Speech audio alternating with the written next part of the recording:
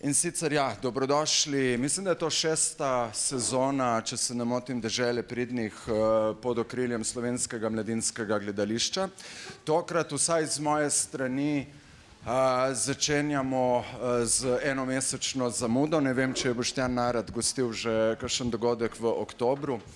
Tako da veseli me, da smo se zbrali danes v klubu. Tukaj smo nekako tudi začeli. Me res veseli, da smo iz dvorane prišli sem. Jaz upam, da ste vsi na komod.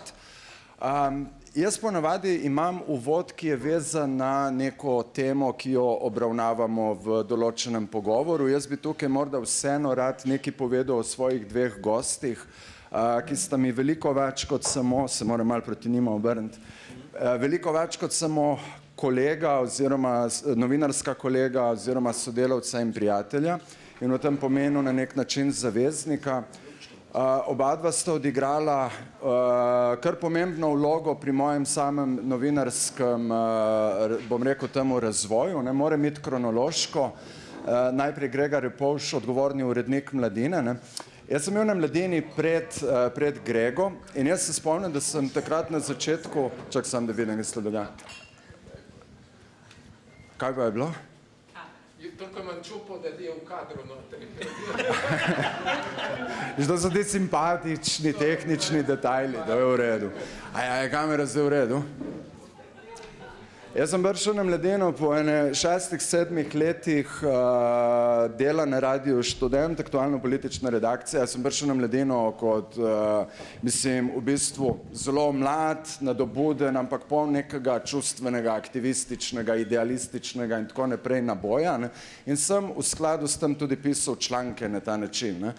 Ko je Grega postal odgovorni urednik, me je enkrat poklical v pisarno in z tega pogovora nikoli ne bom pozabil in ga zdaj tudi s spoštovanjem pač navajam, ki mi je rekel, lej sine, ti v bistvu s tem svojim čustvenim nabojem in s tem idealizmom in s tem aktivizmom in revolucija z vogalom in tako naprej, pravzaprav na nek način ponižuješ bralce. Ti njim vsiljuješ točno neko svojo določeno agendo, čustveno in tako naprej. Piši, nauči se pisati hladnokrvno, analitično, zberi dejstva, poveži dejstva, predstavi dejstva in dovoli bralkam in bralcem, da sami razumejo to, kar ti hočeš, da jim razkriješ nekako, da razumejo. Tako da plod tega pravzaprav je bil tisti članek aprila 2010, Koalicija sovraštva. To je bil en tak prvi članek, ki sem ga napisal po teh nekih usmeritvah. Jaz sem potem 2012, da bi nekako po radiju in po tisku se preizkusil še na televiziji, odšel na javno televizijo in sem zadev, tako zelo pogovorno, zelo preprosto rečeno, zadev sem, ko se reče temu, loterijo ali nekaj takega. Tam je ogromno pisarn, poznate to stavbo, ogromno je tam pisarn. No, jaz sem pristal v pisarni s Polono Fijavš in pa Jurijem Gustinčičem in to je bilo absolutno neverjetno. Jaz sem se takrat začel učiti dela s kamero in po parih mesecih vaj prišel do Polone z idejo, da bi jaz pa zdaj šel snemati v Sirijo. Jaz dejansko na tej točki niti nisem začel še delati zares za RTV, nisem še niti pripravljal zares prispevkov za poročila in tako dalje. In odgovor Polone je bil, ja valjda, pojdi, ti bom dala na voljo prostor v Globusu, ti sam pojdi, preživi, pridi nazaj, imej material in bomo to objavili v Globusu. In to je bil pravzaprav moj začetek neke te poti, ki me je privedla v končni fazi do tega, da sem začel na neki točki tudi snemati dokumentarne filme. Jaz vam ne govorim tukaj zdaj to, zato da bi vam tle dal na mizo, ne vem, sebe oziroma naše, konkretno naše odnose. Jaz tukaj pravzaprav govorim o novinarstvu kot takšnem. Mogoče prav zaradi tega, ker nisem študiral novinarstva, razumem novinarstvo kot nek živ organizem, tako kot lahko rečemo za vsako družbo, da je nek živ organizem.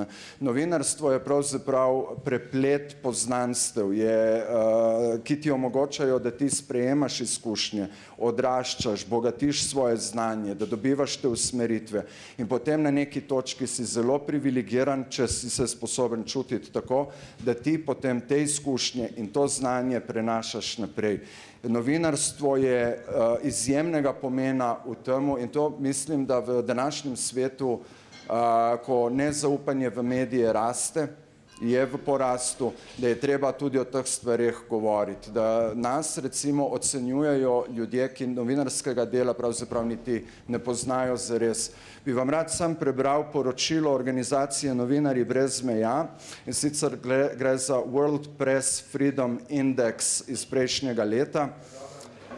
Letošnji indeks, ki ocenjuje stopnjo medijske svobode v 180 državah, kaže, da je novinarstvo popolnoma onemogočeno ali resno ogroženo v 73 državah in omejevano v 59 drugih, kar skupno predstavlja 73% vseh analiziranih držav.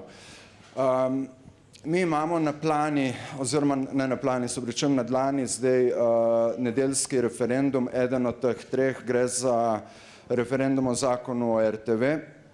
Rad bih dal skozi to, kar sem vam zdaj povedal in prebral, samo eno temeljno sporočilo. V svetu, ki je absolutno na pragu tega, da zblazni in ponori do konca, neodvisnega novinarstva kot takšnega in tega, kar mi živimo in kar delamo in delamo izključno in zgolj za javnost, takšnega novinarstva ne morejo nadomestiti spletni troli, ne morejo nadomestiti Twitter, Facebook in tako naprej. Mi smo soočeni s tem, da pač, ko branimo neodvisno novinarstvo, branimo ne samo demokracijo, ampak tudi nek razum v družbi, kakršno bi, mislim, da vsi radi imeli. Ne? Tako da, kar se mene tiče, je ta referendum, ki ga imamo v nedeljo in bomo na koncu kaj več spregovorili tudi o tem, ampak tukaj ne gre za to, ali ljudje podpirajo RTV, ampak gre za to, ali ljudje cenijo sami sebe. Ali cenijo recimo pravico do svobodo izražanja, pravico javnosti do obveščenosti. In je te stvari treba imeti na umu in s temi stvarmi na umu iti v nedeljo seveda podpreti zakon. Zdaj, moj uvod je bil mogoče malo predolg, jaz predlagam, da gremo mi na teme, ki jih bomo obravnavali v današnjem pogovoru. Jaz bi se vama dvema najprej seveda zahvalil, da ste si vzela čas. Kot rečeno, bomo se vrnili k RTV-ju, k pomenu neodvisnega novinarstva proti samem koncu debate. Vabljeni ste, da v debati sodelujete, dovolite nam morebiti samo ene pol ure ali pa 40 minut, toliko, da mi pripeljemo to debato skozi te vode, kot smo si nekako tudi začrtali. Pogovarjali se bomo o Evropski uniji, o tem, kje je ta Evropska unija, kaj lahko pričakujemo v prihodnosti in kaj pravzaprav bi morali storiti oziroma k čemu bi morali stremeti, da bi se zavedali nekih nevarnosti in iskali neke določene rešitve. Za začetek magari v naših glavah. Ne? Zdaj, začnimo z Nemčijo. Midva Polona sva se nazadnje videla v Berlinu, to je bilo julija. Ko sem je šel iskat oni avto v Bonn in ga pol peljal tja. Ne? Če se spomniš, ko sem jaz prišel do tebe, ena te prvih stvari, ki je bila, ko sem te vprašal, jaz sem bil tako zaprepaden, prišel sem do tebe in sem ti rekel, a so stvari v Nemčiji res tako slabe. Namreč zvedel sem v Bonnu od novih nekih prijateljev, ki so poslovneži in so mi govorili z tegale vidika. Razlagali so mi o strašnem pomanjkanju delovnih mest v vseh sektorjih gospodarstva in družbene širše. Ne? Pravzaprav prikazovali mi sliko, kot da je sistem pred nekim kolapsom. Jaz sva imela to debato, ti si me opozorila, da zadeve niso še tako kritične, ampak da so zelo, zelo slabe, zelo, zelo krhke in tako naprej. Ne. Nemčija je najpomembnejša ekonomska sila Evropske unije, tako da me zanima, kakšna je pravzaprav situacija v Nemčiji, kjer ti živiš, kako ti opažaš te spremembe, te trende negativne, ki so jih za seboj pustili tako pandemija covida, kot seveda vojna v Ukrajini. Ja, dober večer vsem, hvala, ker ste nas prišli poslušati. Jaz bi rekla, da so v Nemčiji stvari predvsem zelo negotove in Nemci to čutijo in Nemci, kot vemo, ne marajo negotovosti. Te pomanjkljivosti delovne sile, ja, to je pač posledica bila takrat še korona krize in nekakšnega kako bi temu rekla, mahinacij poslovnega sveta, ki so ljudi odpuščali zato, da bi jih kasneje, ko bo konec krize, lahko zaposlili za manj denarja, pa se ti izračuni niso izšli, tako kot naprimer pri Lufthansi letališčih so odpuščali te delavce.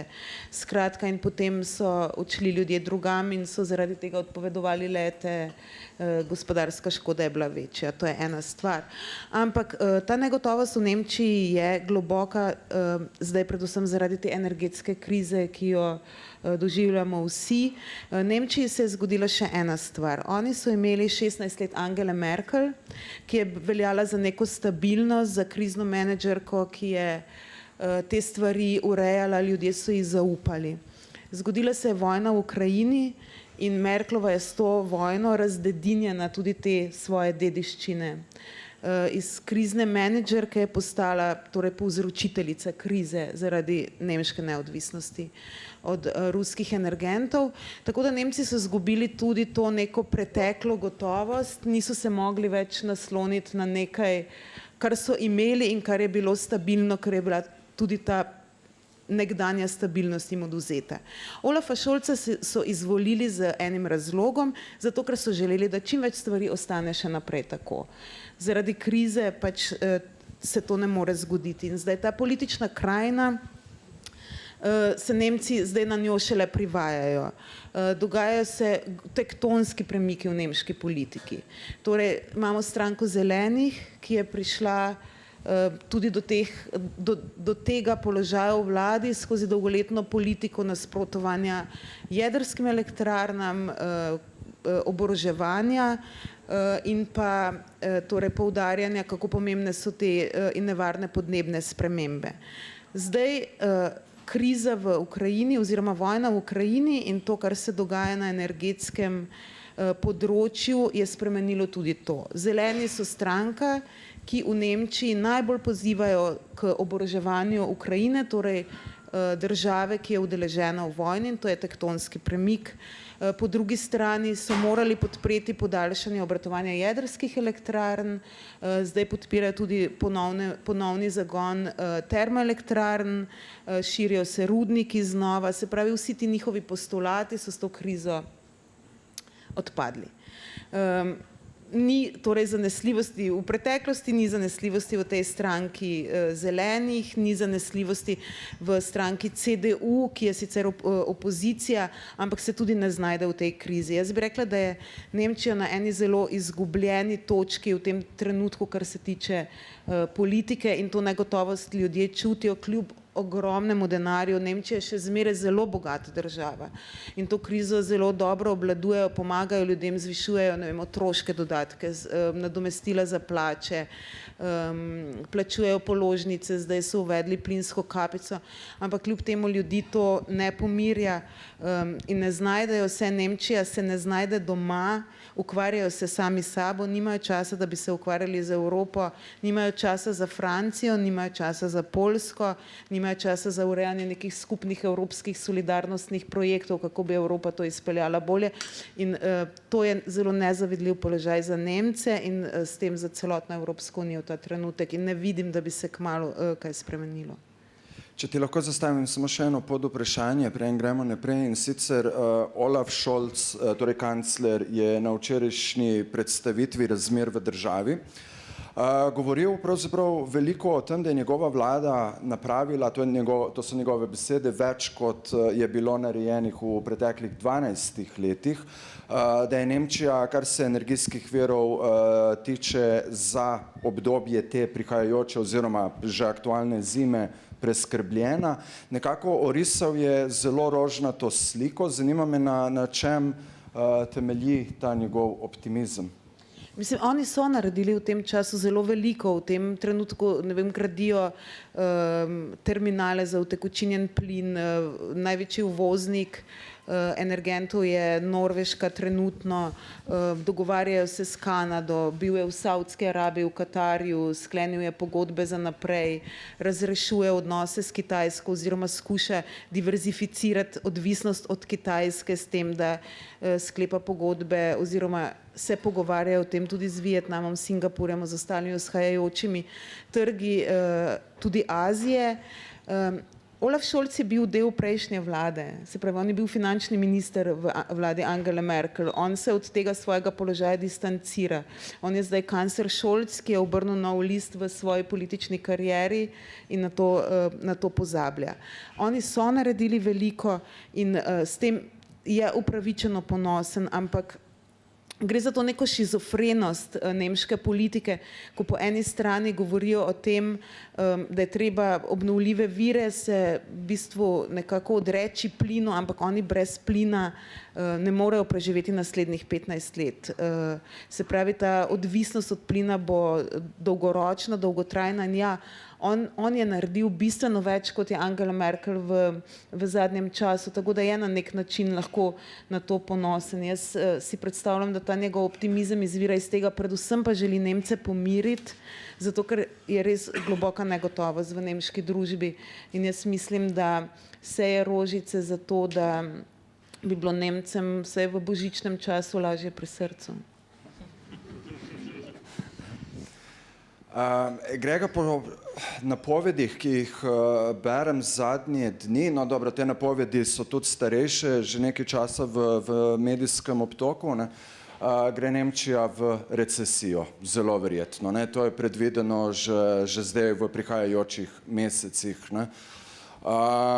Upad gospodarstva oziroma, ja, no, ni tako velika, drastična ta recesija, ne. Nemško gospodarstvo naj bi v naslednjih nekaj mesecih upadlo za 0,4%, ne, ampak moramo vedeti, da so bile pa spomladi ocene gospodarske rasti, da bo v prihodnjem letu 2,5%, ne, tako da mi tukaj govorimo o 3 odstotnih točkah pravzaprav, ne, kar je veliko, ne. Kot rečeno, Nemčija je ekonomska velesila Evrope. Kaj zdrs v recesijo pravzaprav pomeni za Nemčijo in pravzaprav tudi širše, ne, v končni fazi tudi za Slovenijo, ne. Razumem, nobeden od nas ni ekonomist, to so zelo zapletene stvari. Jaz sem ekonomist. A si? No, bolj pa ker. Ja, ok. Recesija sama, danes problem Evrope seveda ni recesija, čeprav na tej ravni seveda nam recesija kaže neka gibanja, ampak mislim, da bom kar ostal tam, kjer je začela Polona in sicer pri Angeli Merkel. Mislim, to, da stari svet ves čas, vsak mesec razpade, ne? Ves čas se dogajajo tektonske spremembe, ne? In v resnici, če bi sam pred sabo opisal Evropo danes, si bi predstavljal eno gospo, ki ima zelo lepo hiško, ne? Urejeno hiško, zelo lepim vrtom, ima tudi fine sorodnike, otroci hodijo na obiske, potem pa okoli tega njene hiške zgradijo blokovsko naselje. In njej se v resnici bistveno ni nič spremenila. Ne? Vse je še enak na videz, ne? Ampak okoli nje, kamorkoli pogleda iz te svoje hiške s temi rožcami pa z vsem tema, ne? Vidi te ogromne bloke, ne? Ki so se zgodili okoli nje, ona pač edina se ni odselila, ni prodala tega in njen svet se je, čeprav je ta njen, ne vem, teh njenih 700 metrov okoli hiše vse isto, ne? In njena ograja enako opleskana, se je njen svet popolnoma spremenil. Ne? In ko samo pogleda skozi okno, kap zadane in ima vse zavese zadrgnjene. Ne? In to je danes Evropa. Ne? V resnici smo v smrtni grozi, Evropejci, in sploh ne vemo, kaj bi naredila. Ne? Recimo, ta teden je Evropa doživela v bistvu največji napad možen, ki se je lahko zgodil ki je primerljiv celo z vojno v Ukrajini. Ne? Pač Amerika je zdaj naredila ta subvencijski paket, ne vem, če ste brali o njem, vreden v osnovnem okviru 347 milijard, s katerim bojo subvencionirali prehod podjetij iz Evrope v resnici v Ameriko. Ne? Se pravi, subvencionirati hočejo odhod evropske industrije v Ameriko. In Evropa je popolnoma zgrožena in ne vem, včeraj imel Politiko en zelo dober članek o tem, ker sploh ne more dojeti, kako naši prijatelji Američani, zdaj glih, smo pač tako nasrkali mi Evropejci zaradi vojne v Ukrajini, ne, kako nam lahko kaj tazga naredijo. Ne? In zdaj se pač razmišlja, kako se odzvati, zdaj Evropa pripravlja svoj subvencijski paket, ampak tisto, kar je, ne, da je ta občutek, da neka zavezništva, neka mirna doba obstaja, pač res razpade tej Evropi vsak mesec, še huje. Ne. Ta občutek je že ves čas lažen. Ne. In stvari pač potekajo toliko hitro in toliko dinamično in toliko egoistično v resnici. Ne. Vsaka celina država, mi smo ena zelo naivna država v tem smislu, a ne, misli nase, a ne, misli nase in deluje zelo hitro. A ne. In če gledam jaz z vidika Amerike, se mi zdi Bidenova poteza pač genialna. Ne. Če bi razglasila Evropa, da bo dala subvencije, da privabi podjetja iz, ne vem, Amerike v Evropo, bi vsi mi rekli, končno, bravo, to se, ne. Vsak ima ta svoj nacionalni interes in te nacionalni interesi seveda pa v Evropi teh relativno močnih in starih držav še toliko bolj delujejo. In to je pa zdaj znotraj te hiške, ne, je pa zdaj pa vsaka soba svoj vrtiček, ne. In recimo zdaj, ko imamo ta pogajanja o tej plinski kapici, ne, v resnici, če boste pogledali, kako je razdeljeno, ne, razdeljena Evropa, je razdeljena po tem, v katerih državah velik odstotek BDP predstavljajo finančne inštitucije. Ne.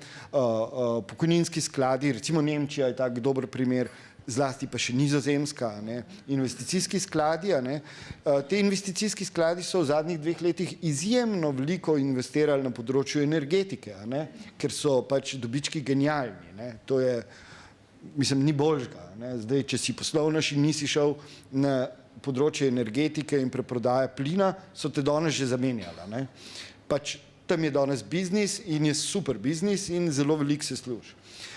Kapica pomeni, da se bojo te dobički, ki so v zadnjih 2 letih imeli res tak strmo rast, znižali in da bo treba tudi izvesti popravke kapitala v teh skladih in investicijskih skladih, bankah in vseh teh, kar pomeni, da bo imeli to tudi vpliv na BDP teh držav. Ne? Zato danes te države preprečujejo, tako aktivno preprečujejo, da bi se te cene umirile, ker je hkrati seveda to tudi zapisan v ta njihov DNK, se pravi BDP. In v tem smislu so stvari blazno kompleksne. Ne? In zato je ta gospa, ta Evropa, ki gleda iz te hiške, v popolnem šoku. Ne? Dogaja se ji Kitajska, s katero je ves čas mislila, da nekako ima kako bi rekel, neko umerjeno razmerje, ne prijateljujemo, ampak sodelujemo. Razpadu je ta pakt z Rusijo, ne, gledamo stran, vi nam dobavljate plin. Ne, razpadajo je vse te stvari in sploh nima odgovora, kako reagirati, hkrati pa ni možno pač se povezati. Ne. In vsaka država hkrati deluje zelo egoistično, ker tudi druga deluje egoistično, in v resnici je to pač ta umor ali pa samomor, ki se dogaja. Jaz rekel, Donald Trump, recimo, ko je kot predsednik ZDA poniževal Evropo, torej svoje zaveznike, torej Evropsko unijo, tako na gospodarskem kot drugih področjih, to je bilo pač takrat percipirano čez Donald Trump, ekscentrik v najmilejši obliki, ampak Biden, vidimo, sledi tej America First politiki.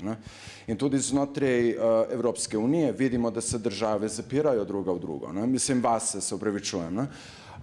Kaj nam tukaj predstavlja neko grožnjo, za moje pojme je pač to, da jaz sem enkrat v enem članku pred leti za Mladino navajal neke raziskavo javnega mnenja, ki je pokazala, opravljena je bila v Franciji, na Nizozemskem, v Švedski, Danski in tako naprej. Ta raziskava, zelo obsežna, je pokazala, da se nekdanji levi in sredinski volivci počutijo prevarane, da se nagibajo vedno bolj skrajno desno in da po razgradnji države blaginje hrepenijo po občutku kakršnekoli varnosti.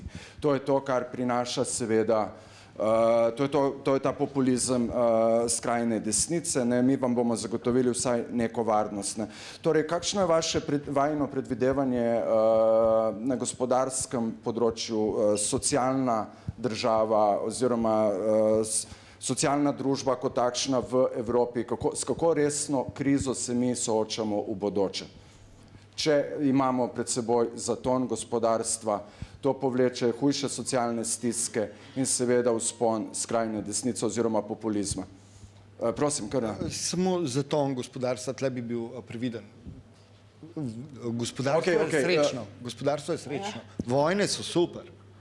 Ne, v redu, ampak gospodarstvo je srečno, kaj tukaj jaz ne vidim? Mislim, ko so stvari tako nestabilne, kot so zdaj, lahko povečuješ cene, lahko ogromno delaš z izgovorom vojne. Sej vidimo to rast cen tudi doma.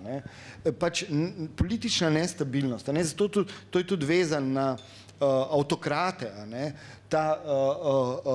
To, da so ljudje v krču, to, da so ljudje shisterizirani, je pač čas, ko nehajo misliti na te stvari in takrat se lahko, to je pač obdobje, ko so zaslužki največji. Največje tveganje, ampak se res da dobro zaslužiti.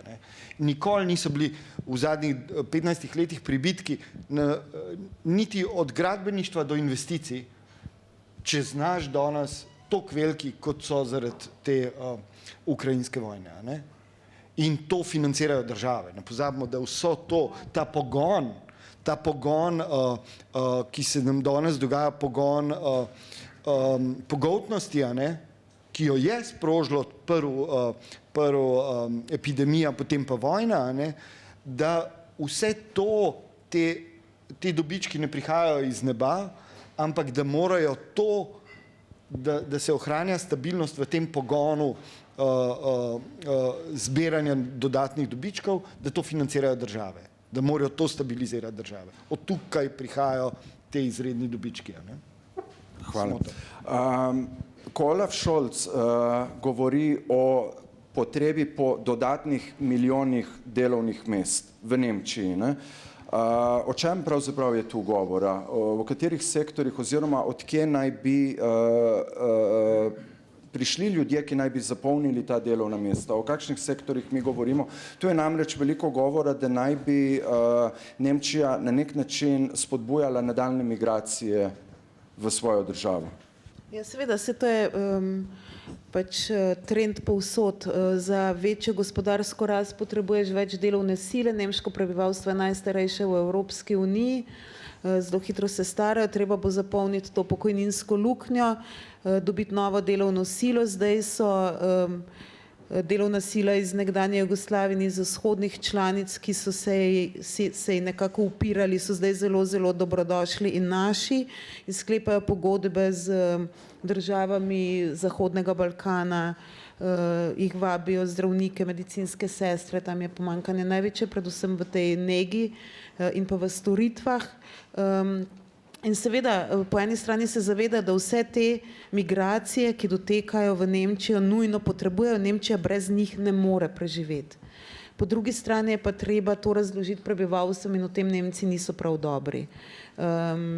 Dobri so v tem, da pokažejo tem ljudem, torej prišlekom, svoje mesto v družbi, to je se pravi, da so servilni, a ne, to se v Nemčiji, vse jaz to zelo občutim, no, se mi zdi, ta kitajski umetnik Ai Weiwei je v enem zanimivem pogovoru izjavil med drugim, da odhaja iz Nemčije zato, ker je to nepravična država, nepravična do migrantov, zato, ker so tretje generacije Turkov še zmeraj taksisti in da se njemu to zdi grozno, ampak tako je in potem so ga seveda obsodili, da to ni tako, da imajo vsi enake možnosti, skratka, ampak ne, ni. In če si bel in v tem primeru zdaj Ukrajinec, imaš prednost in so bolj dobrodošli in tukaj se Nemci bistveno bolj trudijo, ampak absolutno nujno potrebujejo tudi migracije, da bodo lahko višali svoj BDP in da bodo iz te blage recesije se nekako hitro izvlekli, ampak prej, ko si govoril o Donaldu Trumpu in America First, Nemčija, predvsem pod Angelo Merkel, zdaj pa nekoliko bolj zamolklo, že vsa leta vodi politiko Germany First, samo da to ni oglaševano na veliki zvon, zato ker Nemci so vendarle Evropejci solidarni z drugimi državami navzven, ampak absolutno je Germany First politika, ki jo je Angela Merkel vodila vsa ta leta in posledice tega vidimo tudi zdaj, popolna odvisnost od Rusije na energetskem trgu, popolna odvisnost od surovin z Kitajske ta trenutek in to so stvari, ki se jih nekako Olaf Scholz nadeja popraviti v zelo kratkem času, pa ne zato, ker bi to želel, ampak ker je v to prisiljen v bistvu. Nemčija bo naslednje leto legalizirala marihuano for recreational use, kako mi zdaj to prevajamo, za rekreativne namene. Ne? Ta poteza se meni zdi absolutno dobra, ampak zaradi tega, ker poznam primere iz Amerike. Ne? Colorado leta 2012, Kalifornija 4 leta kasneje, torej 2016. O tem so seveda odločali volivke in volivci na referendumih v obeh državah zveznih, ampak dejansko je tu velik faktor, zakaj se odločiti za to potezo, zakaj to dati na referendum, zakaj se zavzeti za legalizacijo marihuane, torej kanabisa. Eden od glavnih faktorjev je bil pravzaprav primanjkljaj v proračunu, ne? Torej novi davki, obdavčitve in tako naprej. Mene zdaj sam zanima, ker ne poznam zadeve toliko dobro, ali je tudi v Nemčiji recimo to primer. Ne? So se odločili za to potezo, da bi dodatno obogatili na nek način proračun ali kako? Če je, tako se o tem ne govori.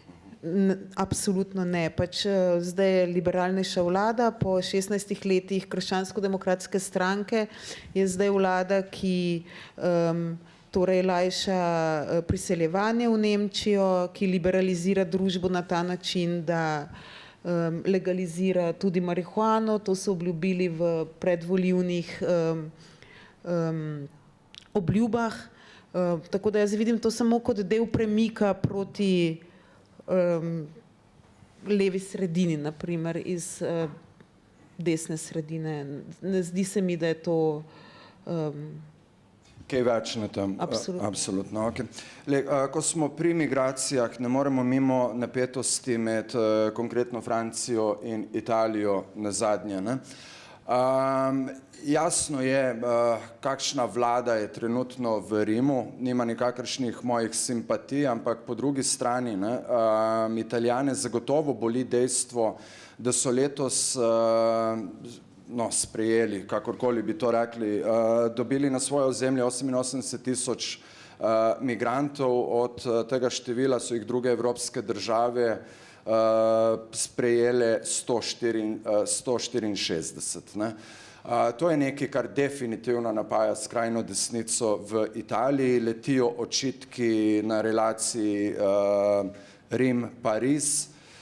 Videli smo, kako je bilo, če poznate, če ste spremljali primer s to ladjo Ocean Vikings, ne, po naše oceanski vikingi, ki je bil zavrnjen dostop do pristanišča oziroma pristanišč v Italiji, potem je to ladjo sprejela Francija, ampak s takšnim negodovanjem, da pravzaprav je bilo to vse skupaj na nek način čist človeške iskrene plati sramotno gledati. Zanima me eno tako malje triki vprašanje, ampak ko vidimo pravzaprav kakšne težave tu nastajajo zaradi migracij znotraj oziroma med članicami Evropske unije, ne? Zanima me, Grega, kaj ti misliš, kaj Evropo dejansko bolj ogroža, stabilnost oziroma enotnost te tako imenovane Evropske unije, migracije ali odgovor Evropske unije na te migracije? Ja, tle jaz o tem zelo veliko razmišljam, tudi si ta ogledalo rasizma skozi postavljam, ne? Ker tle se mi zdi, da te je treba iti ven iz udobne pozicije, ne? Ki jo imam tudi jaz, ne? Torej človeškosti, ne? Ampak ko govorimo o tem rasizmu, je treba reči, ne? V tem stoletju smo doživeli izselitev iz da se je morali iz ene države v zelo kratkem obdobju 2 let izseliti 1 milijon ljudi. In to smo opazovali in sploh nismo opazili, kako grozljiva stvar se je zgodila. Se pravi, imamo državo, ki jo je morala v 2 letih zapustiti 1 milijon ljudi. Zapustiti so jo morali pa zato, ker so bili vzhodnoevropejci. In govorim seveda o Veliki Britaniji. Ne?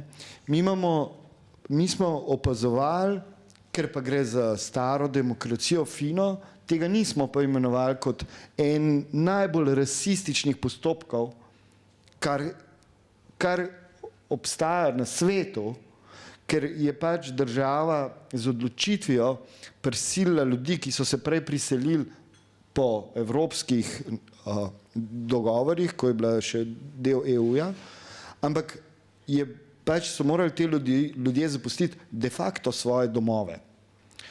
In to so bili predvsem vzhodnoevropejci. Ne? In zapustiti so jih morali zaradi odkritega rasizma, oblasti, ljudi. In to so bili predvsem Poljaki, Madžari, tudi Slovaki, tudi Slovenci, tudi te so bili med njimi, tudi Romuni, a ne, Bolgari. In pred našimi očmi se zgolj zato, ker je šlo za tako fino staro demokracijo, ki jo vsi malce obožujemo z vsemi kraljicami in vsem tem poflom, ampak pred našimi očmi se je odvil en najbolj ogabnih postopkov. Predstavljamo si, da bi Iran prisilil 1 milijon ljudi, da se izseli. Mešali bi se nam, ne? Tukaj govorimo pa o Veliki Britaniji, ne? To so rasizmi Evrope, ne? In ta odmev tega 23. junija 2016, ne? Torej Brexita, ne?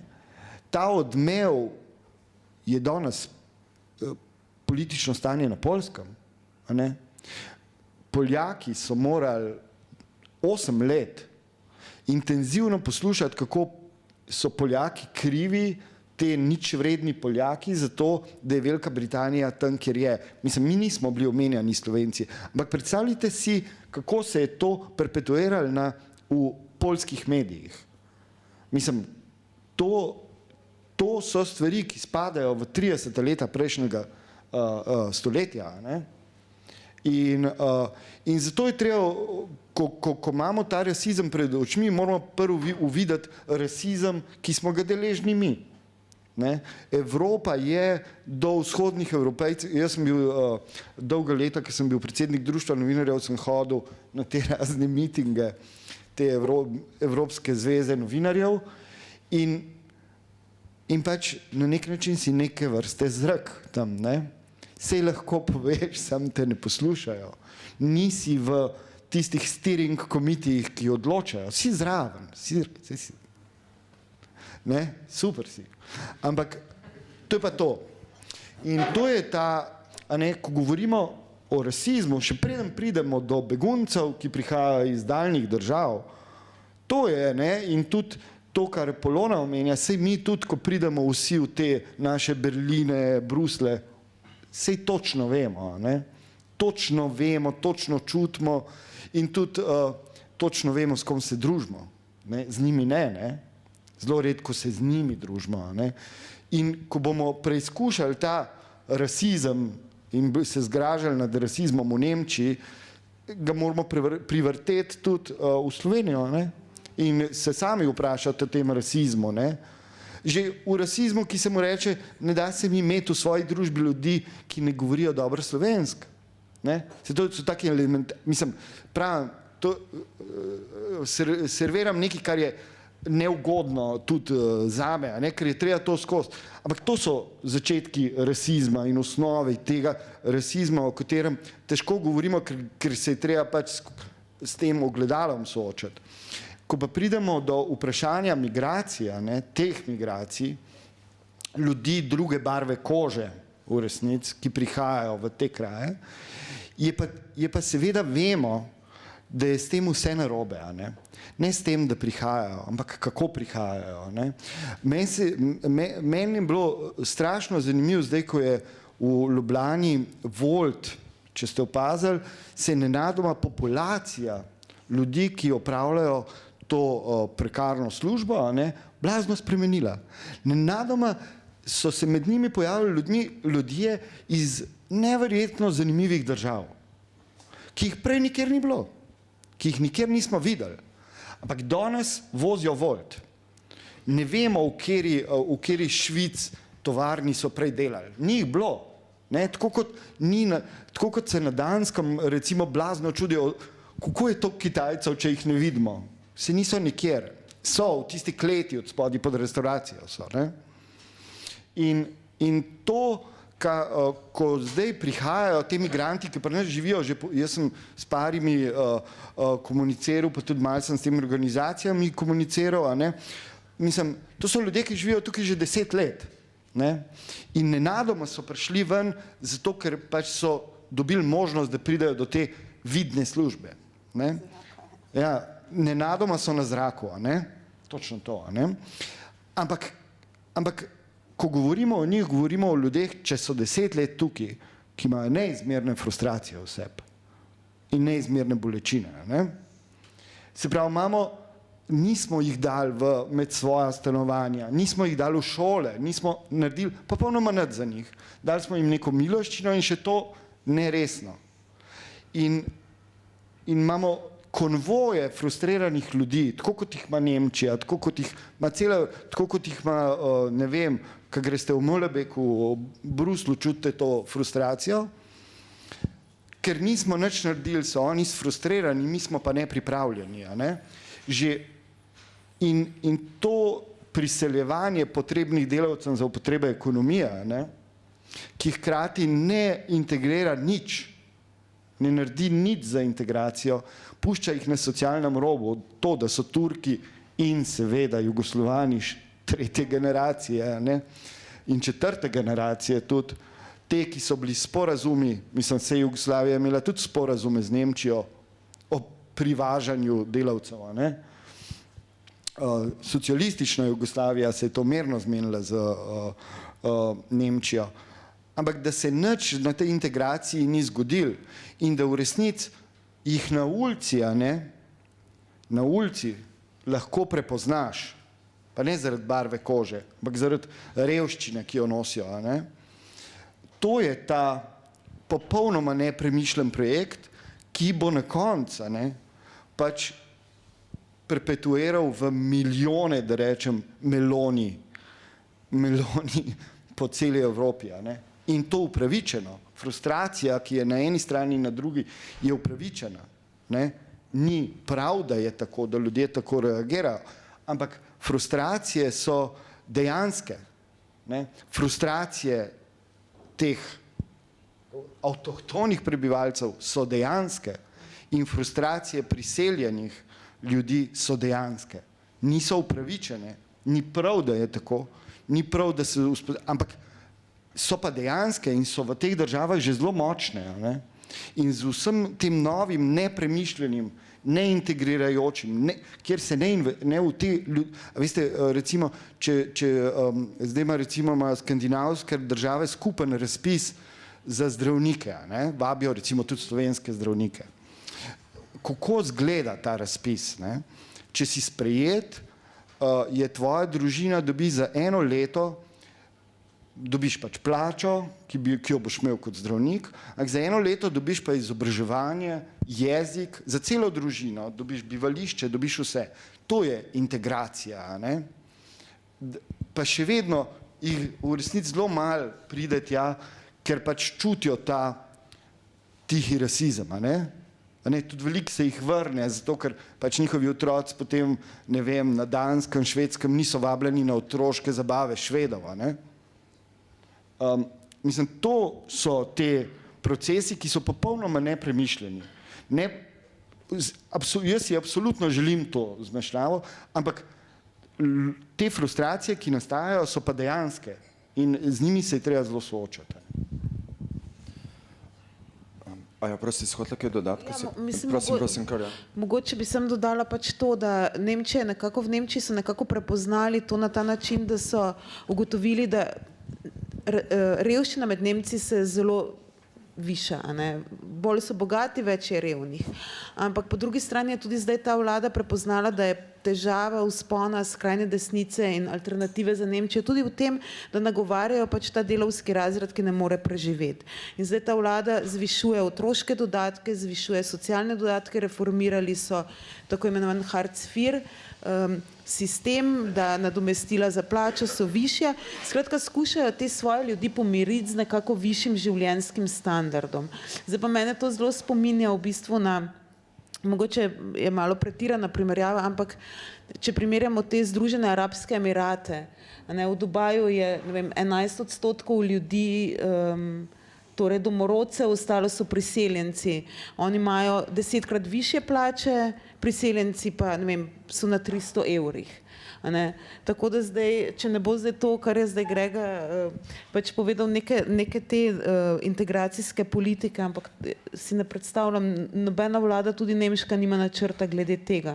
Imajo načrt samo, kako zadovoljevati svoje lastne ljudi v toliki meri, da ne bodo volili skrajne desnice v Nemčiji, pa ima Nemčija neko zgodovino in se tega bistveno bolj bojijo kot kje druge v Evropi, ki s to svojo zgodovino niso tako odkrito razčistili, kot so Nemci. Mi smo septembra nehali snemati na terenu dokumentarni film, katerega režiser sem, in sicer v Zahodnji Afriki. Snemali smo ga v Nigeriji, Senegalu, pa nazadnje v Liberiji. Naslov je Različni bogovi, isti pekel.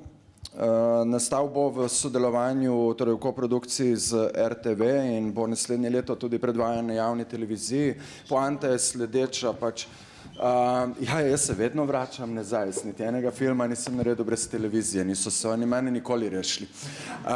Ampak je poanta ta, da pravzaprav poanta tega filma je pogledati razloge, zaradi katerih ljudje migrirajo iz te regije. Jaz sem najprej se osredotočil na to, iz zahodnoafriške regije migrirajo v Evropo, in pol, ko prideš tja, dejansko vidiš, da so razmere veliko bolj brezupne, kakor si se ti pravzaprav zavedal. Tam migracije imenujejo jih irregular migration, torej neregularne migracije, kar je tak milejši izraz za migracije, ki izvirajo iz izrednih razmer. Izredne razmere so pa širjenje puščave, seveda, torej podnebne spremembe, širjenje ozemlja islamske države oziroma imenuje se Zahodnoafriška provinca islamske države, razteza se že čez 7 držav v regiji, govorimo o ozemlju, ki je povezano. Revščina, korupcija in seveda vojne za vodo. Nigerija kot država kot takšna pravzaprav na nek način sploh niti ne obstaja. Pred nami so zelo težki časi. Ne zdaj seveda, da mi z našega ugodja govorimo o stvareh, ki so neprimerljivo in nepredstavljivo hujše, kot so pri nas v Evropi, ampak definitivno se bodo ti tokovi migracij povečevali. Mi se moramo zavedati tukaj, da ljudje tvegajo, da umrejo od žeje v Sahari ali da utonejo v Sredozemskem morju, številni med njimi številne med njimi doleti eno od teh dveh smrti in tako naprej, zato da pridejo v Evropo. 88 000 letos v Italiji, to je še malo glede na to, kaj prihaja. Ne. In zato to je meni ena od teh glavnih skrbi. Ne. Namreč, ko gledamo že sam te male primere, ne, recimo ta omenjena prej ladja, to je vprašanje za vaju dva oba, ne, Ocean Vikings, ne, ali bo pristala torej v italijanskem pristanišču ali v francoskem, ampak ste opazili, kaj se je pravzaprav zgodilo. Ne? Skratka, Melonijeva drži svojo pozicijo. V Italiji ta ladja pristala, ne bo gotovo in tako dalje. Potem Francija, kot sem rekel že, ne, s težko muko, nekdo tam nekje omeni neko solidarnost in tako naprej, ampak sprejmejo to. Ne? In kaj se pa zgodi? Melonijeva takoj gre v pogovor z Marine Le Pen, Le Penova začne napadati Macronovo vlado, ne? Aha, zdaj bodo pa ti migranti pristajali pri nas, zdaj bo pa pri nas štala in tako naprej. Skratka, ti ljudje, ti migranti so dejansko talci te politike, te strategije skrajno desnih evropskih strank, ki jih jemljajo za talce in pravzaprav na njihovih plečih rastejo, pridobivajo politične točke. Mene zdaj sam zanima, navedla sta oba dva že neke primere, ne, kako je recimo v skandinavskih državah in tako naprej, tudi Nemčija bo sprejela delovno silo in tako dalje, ampak a ima po vajinem Evropska unija kakršnokoli strategijo ali sploh možnost, da se na srednji in dolgi rok spopade s tokovi migracij, ki so še pred nami? Jaz bom ostal pri uni hiški, ne. Mislim, pač v resnici se tega odgovora ni, ne. Tega odgovora nihče nima, pač vsi pač upamo, da bo čim kasneje, ne. In to je vse, kar imamo v resnici. Sej te rešitve ni, a ne. Sej te rešitve ni. Rešitev je pač, da se v tem trenutku vsi odpovemo svojemu načinu življenja, a ne. In čist noben od nas se ne odpoveduje svojemu načinu življenja, a ne. Erik hoče še vedno snemati filme v Afriki, tja hodi z avionom in sem tako je, ne. Pač noben, mislim, tako je, ne. In noben se ni pripravljen odreči temu življenju.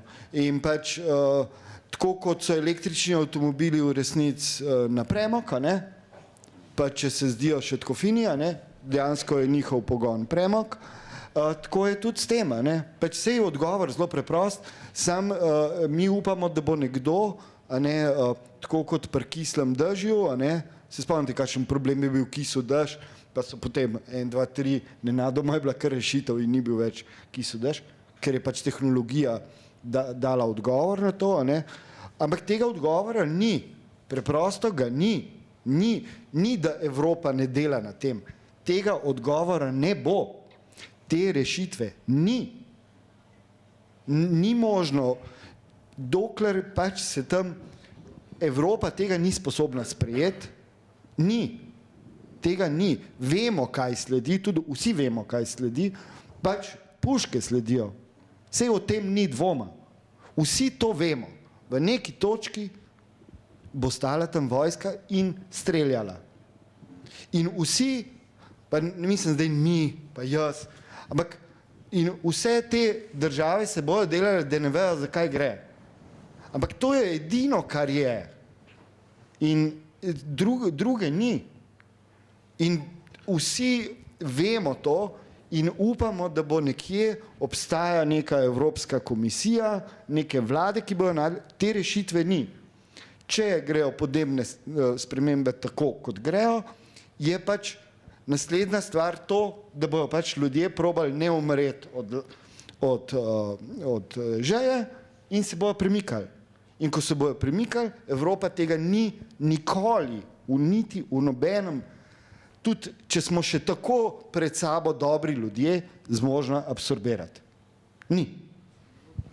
Mislim, jaz bi zdaj pač tukaj en drug primer Poljske navedla, ne, samo zato, da vidimo, kaj se zgodi z državo, ki v bistvu zavrača begunce, tako kot je pač Poljska, to veš čas počela. Leta 2015 niso bili del tega solidarnostnega mehanizma, niso želeli sprejemati števila beguncev, ki bi jim pripadal glede na število prebivalstva.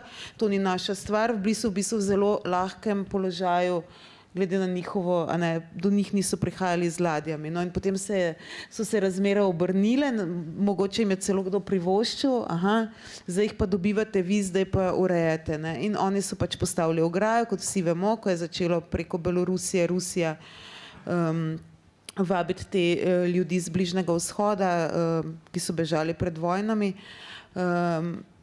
in so se ogradili. In Poljaki so bili v bistvu nekako njihovo samospoštovanje, ki je bilo že tako nizko, je padlo še malo nižje. Zdaj, ko so pa sprejeli 2,5 milijona ukrajinskih beguncev, ker to so pa vendarle njihovi brati, se je pa s Poljsko zgodilo nekaj nenavadnega. Zdi se mi ob zadnjem obisku, da so Poljaki drugačni, da so zdaj svetu pokazali, da oni pomagajo, da so odprta družba, da sprejemajo te ljudi na vseh ravneh v družbi in pomagajo s socialno pomočjo in tako in drugače. Skratka, Poljaki so sami sebi povrnili ugled in samospoštovanje s tem, ko so naredili nekaj človeškega. In to se mi zdi, da je ena taka lekcija mogoče za vse družbe v Evropi, da s tem, ko ti zapiraš meje in gradiš ograje in ljudje pač umirajo na teh obronkih, se mi zdi, da se tudi z družbo dogaja nekaj zloveščega. In tega se mi ne zavedamo mogoče dovolj. Poljaki zdaj tudi s tem odprtjem postajajo nekakšen soft power, bi rekli, dobivajo tudi mednarodni ugled, njihova moč znotraj Evropske unije kot vzhodne evropske sile se nekako veča in se pravi to, da se ti odpreš in da pomagaš ljudem in da narediš najboljše, ima pozitivne učinke na številnih ravneh, ki se jih mi ne zavedamo. In tu se mi zdi, da bi morali, ko si rekel, kaj storiti, mogoče poudarki na tem načinu. Ne moremo se mi ograditi od preostanka sveta in živeti v tej njegove hiški, ampak je treba pač nekako sprejeti te ljudi z blokov, povabiti tudi kdaj na kosilo in jim pomagati kako drugače. Ne vem. Se mi zdi, da bi bil to lahko pravi odgovor, če bi ga znali pravilno skomunicirati in se nekako tega na več nivojih pač zavedati. Samo seveda odvisno od tega, kakšna je komunikacija vlade in kako to predstavlja svojim ljudem. In videli smo, kaj se je po 2 letih svarjenja pred begunci zgodilo v Sloveniji. Na Poljskem, denimo, ko sem bila pred par leti na eni vasi, na enem dogodku, cerkvenem, je gospod razlagal, da ne hodi v kino, zato ker se boji terorističnih napadov, ker je vlada povedala, da jim grozijo teroristični napadi, imeli so pa 3 begunce iz Iraka, ki bi lahko te teroristične napade izvajali po Poljskem. In ljudje so bili prestrašeni, pač so trpeli, pa se tega sploh niso zavedali, no zdaj, če sem malo patetična. Ampak to je, a lahko jaz sem tle eno stvar zagrabim? In zdaj smo Poljski oprostili splav, ne? Zdaj smo vse Poljski. Ne? In smo Poljski pozabili smo, zato pravim, na koncu bojo puške, sam bomo še kaj, nekje si bomo pa, a ne, to je tisto, ne?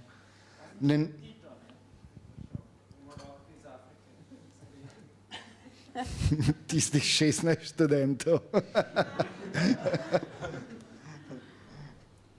Hvala za to, ker jaz sem zdaj prav hotel predati mikrofon vam. Na tej točki moja vloga kot moderatorja bazira na tem, da kdor želi karkoli vprašati, da prinesem njemu oziroma njej mikrofon, pa bi kar naj se nekdo opogumi. Bravo. Evo, izvoli, Jani. Čakaj, samo trenutek.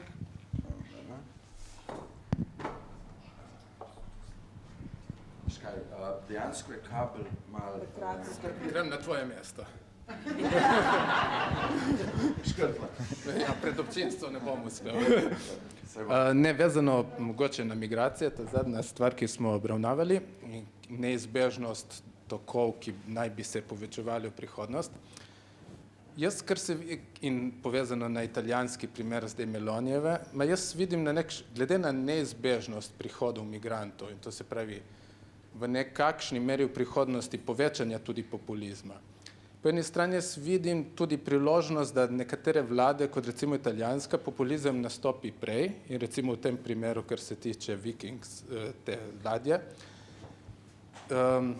se vidi retoriko, ki je ista, kot je bila recimo v opoziciji, se nadaljuje tudi, ko je vladajoča in se pride do takih trenj recimo med Francijo, kontraproduktivnih, ki se sami sebi škodujejo in se izkažejo kot nesposobni za vladovanje in bi recimo lahko ta recimo desničarska stranka se prej obrnila in prišla nazaj neka nova vlada za v prihodnosti, ko bojo pa te tokovi že toliko veliki in toliko močni in toliko pomembni za Evropo, da bi se že desna stranka že izkazala za nesposobnost vladanja recimo, ne?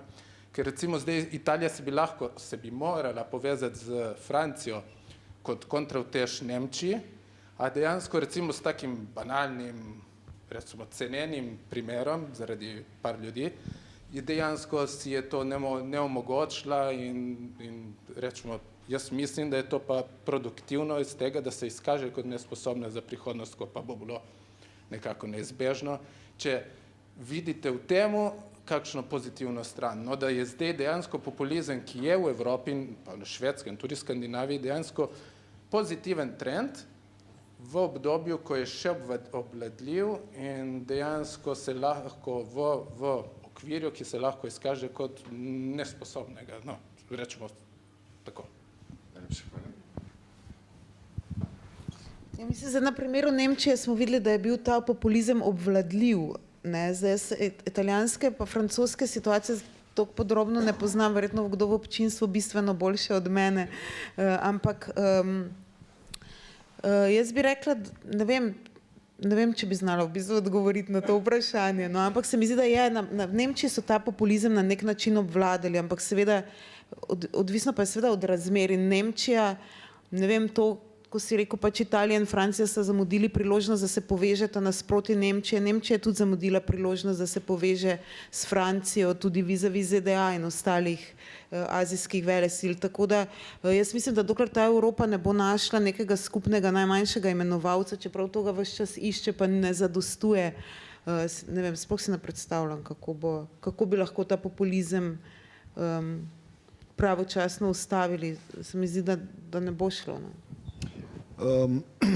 Ja, jaz bi se tle v tej točki vrnil na Veliko Britanijo, ne? Kjer še vedno ni nobene relevantne stranke, ki bi bila proti Brexitu. Ne? In ne vem, če Nemčija ima to srečo, srečo, da o teh stvareh morajo zelo razmišljati, ker pač nosijo zgodovinsko krivdo. A ne? Italija je država, ki nima nobene zgodovinske krivde, ne? In nima nobenih težav s tem. In Madžarska je država, ki nima nobene zgodovinske krivde. Ne? Tako da jaz mislim, da se s populizmom na to, da bi računali prav Velika Britanija, se pravi valilnica demokracija. Ne?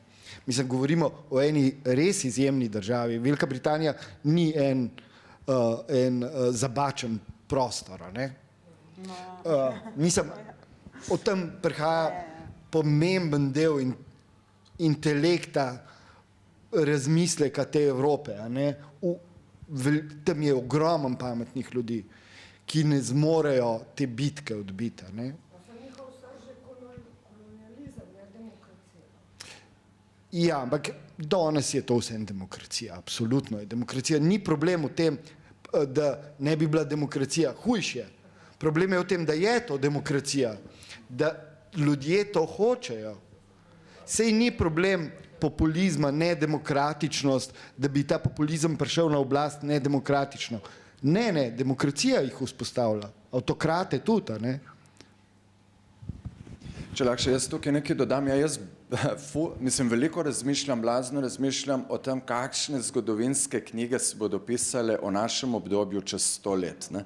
pod pogojem seveda, da človeštvo v neki obliki civilizacije preživi. Jaz smatram, da za to še vedno imamo kar neke možnosti.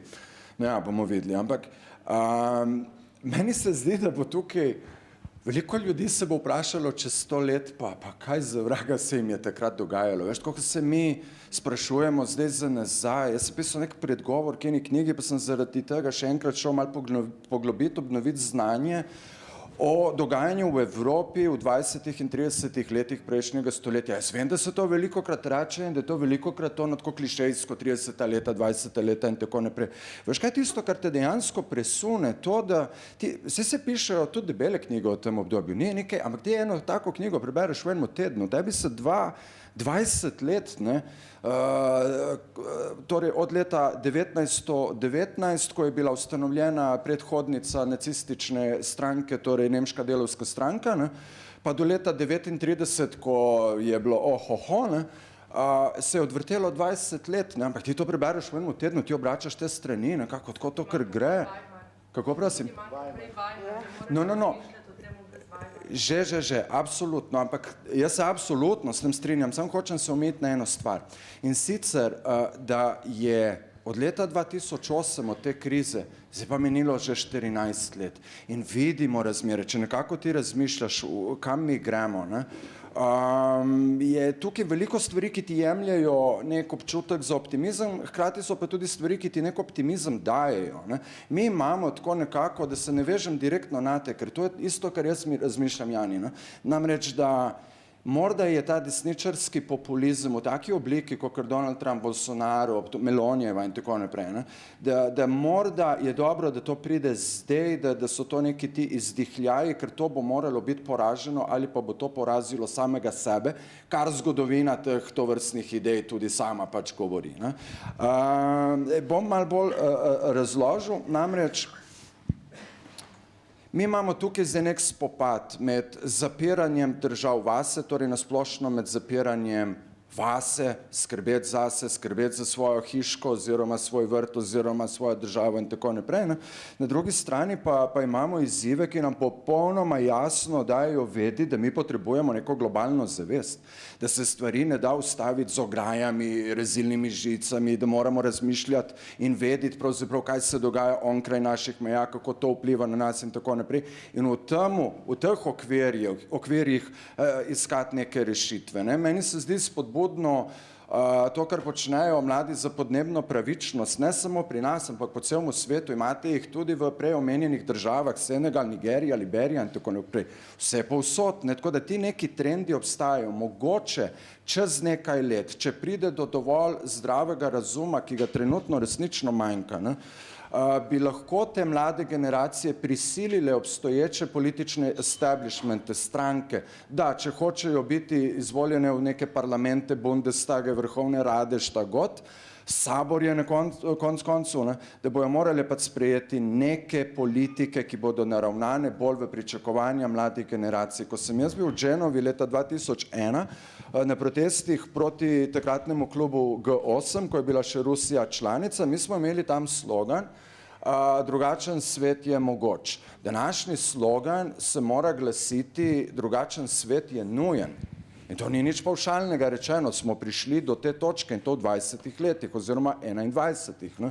Tako da zdaj je tukaj vprašanje, kateri od teh trendov, kateri pogled na svet, na naše družbe, na nas same bo na koncu prevagal in prevladal v naših družbah in v svetu nasploh, ne.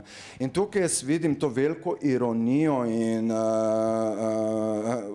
še marsikaj ravno v tej pandemiji covida. Mislim, to je zdaj samo odvisno, kako gledamo na celo to stvar, ne. Jaz seveda ne verjamem, da je planet Zemlja živ organizem, ampak predstavljamo si, da je in da nam je dal nek mali preizkus. Evo vam tukaj en virus, pa se cel svet naj s tem ukvarja, pa da vidimo, če ste se sposobni povezati za nekaj skupnega, nekaj dobrega. In se je vsem odpeljalo v tri krasne, ne vem, kako naj drugega rečem. Mislim, 2 leti smo bili popolnoma zblazneli. Mislim, da je COVID še vedno, sploh ne vem, ampak se o tem nič ne govori. ljudi, pa ne vem kaj in tako dalje. Skratka, padli smo na tem testu. Tisto, kar me veliko bolj kot to skrbi, to je bila javnomnenjska raziskava, ki je bila opravljena v Evropski uniji, v nekaterih članicah Evropske unije nekaj mesecev nazaj. Spraševalo se ljudi, ali so se pripravljeni odpovedati, ampak tako res minornim stvarem v svojem življenju, kar se tiče potrošništva, za voljo pa nadaljnega obstoja planeta, mislim, kot takšnega, veste, kaj mislim, ne? Da se pač malo omejijo naši apetiti, da se malo omeji to izkoriščanje planeta, onesnaževanje in vse, kar to v končni fazi prinaša, ne? In tudi to smo padli. Popolnoma. Ljudje se niso pripravljeni temu odpovedati. Ne? Tako da ni vse v Donaldih Trumpih, ni vse v Melonijih in tako naprej. Mi moramo resnično iskati neke rešitve in agitirati za te rešitve pri sebi. Ne? Me zanima samo, če bi še vidva... Jaz bi tu sem da urišem še stanje, zadnje stanje v nemški družbi, ne, ko si omenil okoljske aktiviste.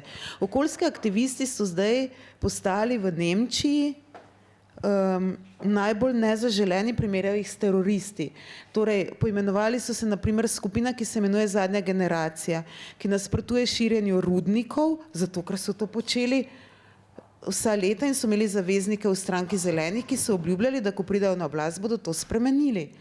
Se pravi, oni zdaj se postavljajo na ceste, blokirajo promet v Berlinu, v drugih nemških mestih, primerjajo jih naprimer CSU stranka, to so bavarski krščanski demokrati, jih primerjajo s teroristi, ljudje jih napadajo in ta neka skupina, v katero je družba polagala neke upe, da bodo spreminjali svet, zato ker se borijo za prave stvari, kot so ustaviti te podnebne spremembe, to je naš načrt, imamo samo en planet, vemo vsi, poznamo te slogane, so ljudje, ki jih zdaj napadajo in 55% Nemcev meni, da so aktivisti druga največja težava Nemčije ta trenutek. In oni fizično obračunavajo z njimi na cesti. Prej so jih spoštovali, se posmehnili, malo potrepljali, saj bo, mi smo bili tudi enkrat mladi, zdaj stopijo iz avta in jih brcajo in to mlade punce, mlade fante, ki tam sedijo. Samo za oris, da se bolje razume, kako zelo je ta kriza spremenila tudi nemško družbo. Res ni hecno, kar se dogaja pač to. Mislim, da smo prišli do bistva. Mislim, da smo prišli do bistva. Mislim, te reakcije na ta okoljski vandalizem, na te zapacane Van Goghe, to je Evropa. Čak to pa ne. Meni se zdi super to. Meni se zdi super. Jaz mislim, da, ker to je sporočilo. Tako to gre. Samo tako to gre. Ta stvar se ne da spremeniti v tem, da smo zdaj šli na okroglo mizo in zdaj gremo pa jesta, ne? Samo zakaj muzeji? Briga me za te muzeje, kaj ne s temi muzeji, ko bo vse gorel? Razumeš? Ne? Mislim, zato, ker to boli, ne? To je edin, kar boli ta sveto... Zunaj so muzeji tudi prepoznani kot prostori socialnega dialoga, čeprav vem, da s temi slikami ni isto, pri nas je to drugače, ampak zberejo jih tudi tja, zaradi tega, ker je tam družba, ker je to prostor, ki generira tudi ne samo medijsko pozornost, ampak tudi dialog. Ma ja, ta dialog, ta udoben dialog, ne? Oni govorijo o neudobnem dialogu, ne? Mi imamo, a veš, to je tako, mi imamo cukrarno, ki je meni zelo všeč, super objekt mi je, ki je energetsko popolnoma nor. Popolnoma nor, ne? Če sem jaz danes mlad, ne? Pol grem razbijati okna v tej cukrarni. Razumeš, kaj hočem reči? To je, ampak, to vem, ampak to je ta naš problem, ne? Ker se ves čas delamo, da se popolnoma nič ne dogaja, gradimo cukrarne, pa kot pravim, jaz sem uporabnik cukrarne, navdušenc, ampak to je ta, ne gre. To preprosto ne gre in to je sporočilo teh zapacanih Van Goghov. Ne moramo si kupovati skozi teh odpustkov in prav tudi skozi te stvari si kupujemo. Mislim, sej Evropa ima svojo priložnost, ker mislim, da se ji dogaja sama od sebe. Evropa postaja muzej sveta. Mi smo atraktivni za vse te rastoče družbe, smo mi tja, kamor se nas hod gledati. Smo živalski vrt, smo obisk zgodovine, a ne? Njim je to strašno zanimivo, ne? Tem, ki so danes mi v resnici, mislim, mi nismo tisti, ki danes, ta Evropa res ni tista, ki vsak dan manj igra to igro. Vsak dan smo bolj zanimive za te ljudi, ki zdaj končno prihajajo iz revščine in bojo leteli k nam na oglede. V to se spreminjamo, tudi to mesto se v to spreminja, ne? To je, če smo se prej sprašali, kaj je lahko prihodnost Evrope, lahko smo zelo drag zabaviščni park, a ne, za vse ostale. Zelo drag in to se finančno tudi mislim, da bi se išlo. Meni se pa zdi ta pogled bistveno preveč evropocentričen, se mi zdi, da smo bistveno manj zanimivi za svet, kot si mi domišljamo, da smo. Mene je motilo, jaz priznam, jaz sem moral vprašati ljudi, ki so pametnejši od mene, kaj je fora ta, da pridejo v ta muzej in pol nalepijo tam svojo roko na oni okvir. V čemu je to fora? Mislim, idi razstreli neki, ne zdaj mislim. Ampak poanta je kao ta, da mi smo zadnja generacija, ki bo gledala te slike. Ne? Ali pa to umetnost. Ne. To je to sporočilo, ne. To je to. In moram reči, da čim sem slišal pač za to razlago in tudi mi je malo nerodno priznati, zakaj sam nisem prišel že do te ideje, The Last Generation. In me okoljski, samo mimogrede v Nemčiji, praviš, z njimi fizično obračunavajo na ulici, oblasti Zvišujejo jim.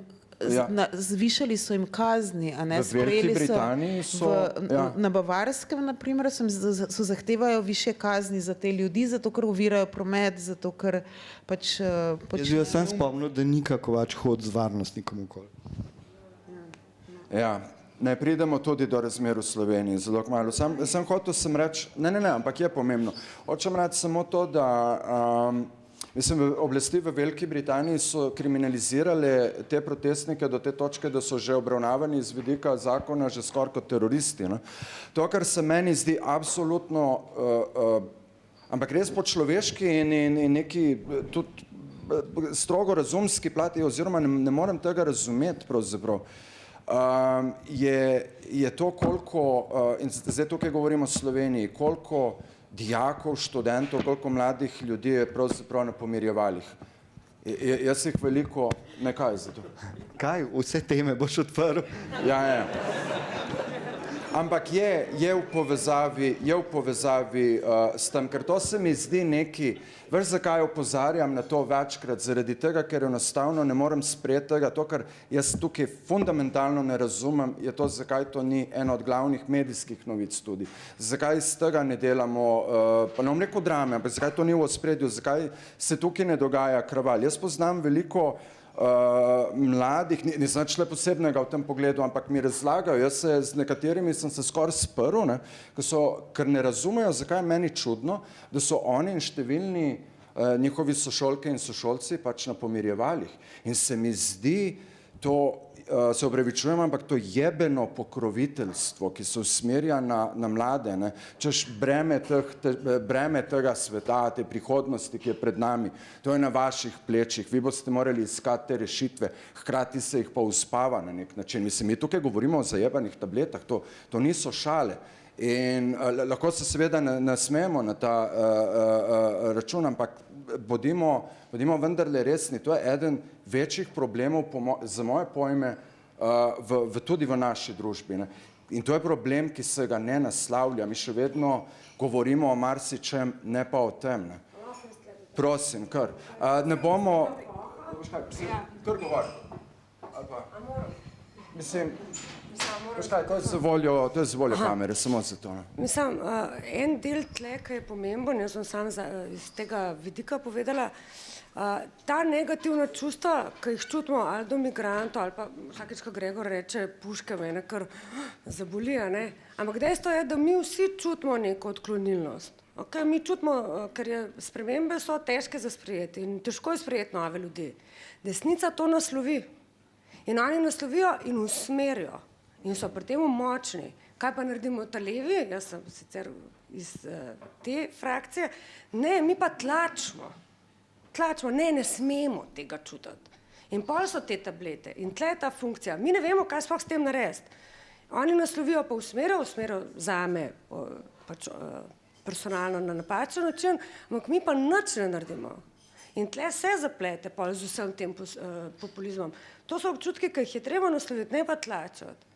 In so normalni, pa so zdravi, ampak jih moramo nekje obdelati, mi jih pa ne. Mi pa ne, moramo biti zena, ne, moramo sprejeti, moramo biti solidarni. To se ne zgodi samo po sebi, to se vzgoji. To je spretnost, to ni nekaj, s čemer se rodiš. In tega mi ne obdelujemo in to je velik manko. In zato tudi levica pol ni močna, mi se kar zgubimo v tem pol. Seveda, vse to, kaj potlačimo, to noter rovar. Ok, no tle se bom jaz ustavila. Lahko sam ne hitro, ker jaz se s tem ne bi toliko strinjal. Namreč, veš zakaj ne? Leko je, ne se imaš prav, ampak v marsičem tle, to drži, ampak ne strinjam se v celoti. Leko je bila tako imenovana begunska kriza 2015-2016.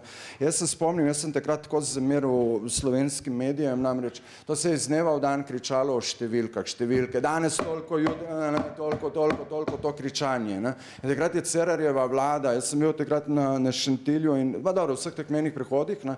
In nastavili so prav blindirana vozila, ki so bila za, ne niti ne ograjo, ampak nekim trakom, kjer so postavili novinarje in ta blindirana vozila so bila med novinarji, torej kamerami in raznimi ad hoc begunskimi centri in tako naprej. Ne? In danes toliko. Ne? Jaz sem šel takrat na mejo z Mladino poročati, ne?